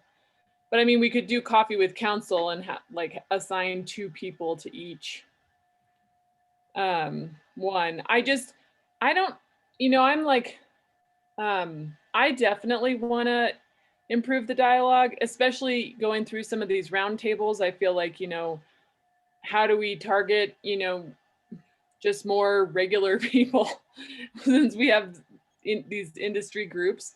But at the same time, I'm kind of torn because it's like every night we have every Tuesday, second and fourth Tuesday, we have these council sessions, and it's very rare that we even have one person come to give any discussion. So I don't know if it's like timing or what the hang up is between the public and the council. We could definitely do a coffee talk. I'm totally down with doing something. I could get back to doing those. Really, the reasons we stopped were we were doing so much outreach. I mean, like I was constantly doing stuff for the whole COVID piece. And honestly, I got pretty burned out. And it's definitely a lot of work for the staff. Staff's got a lot of other stuff going on. So, I mean, it's not an excuse. It's really just why we went from having, 400 or 500 people watching our meetings down to now at 50. I just assumed that, maybe people are tired of too much engagement at this point. But, I'm happy to throw it out there again. If you guys think it's something that would be attended and people want, I'm happy to do it. I really just sort of thought that people were getting tired of listening to us talk about. I mean, it's sort of fun having a meeting tonight that we talked about something other than COVID. Yeah. With some meat on it, Well, and I feel like these meetings are so focused on, whatever the topic is of right now. And you're right. I don't know what the solution is. I mean, I agree with you, Eric, that, the attendance has gone down. I don't know if people are sick of engaging over Zoom in general. I don't know what the solution is there, but something would be good. Yeah. Well, even on a meeting like this, it's not that greatly attended. A lot more than used to attend our live meetings. Oh, we still have way more people. Yeah. That's true. We could set this is the middle of April. We're pretty, maybe we could set something up for the middle of May. Do a coffee talk in the middle of May and see how that attendance goes, Aaron. And if a lot of people show up, maybe we could look to do a state of the town again. I think we're going to have some extra interest now going forward with Walkable Maine will be on the 27th. We're going to start talking about short-term rental, long-term rental, and what kind of ideas we've come up with. So hopefully that'll reinvigorate people. If you see how Haley's comment that people just have information overload. I mean, I get it, Yeah. I mean, I cut my video logs down to 1 day a week and I still feel like I say the same stuff over and over. So. Well, and in May, we would be able to do something distant, but outside, or maybe we. Or just for people that have been vaccinated.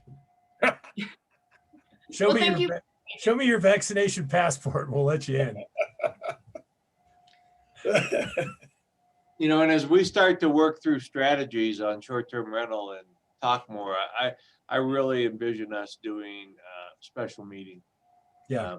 We cannot take these types of important, conversations that, are really big decisions and squeeze them in with all the other stuff that has to get done.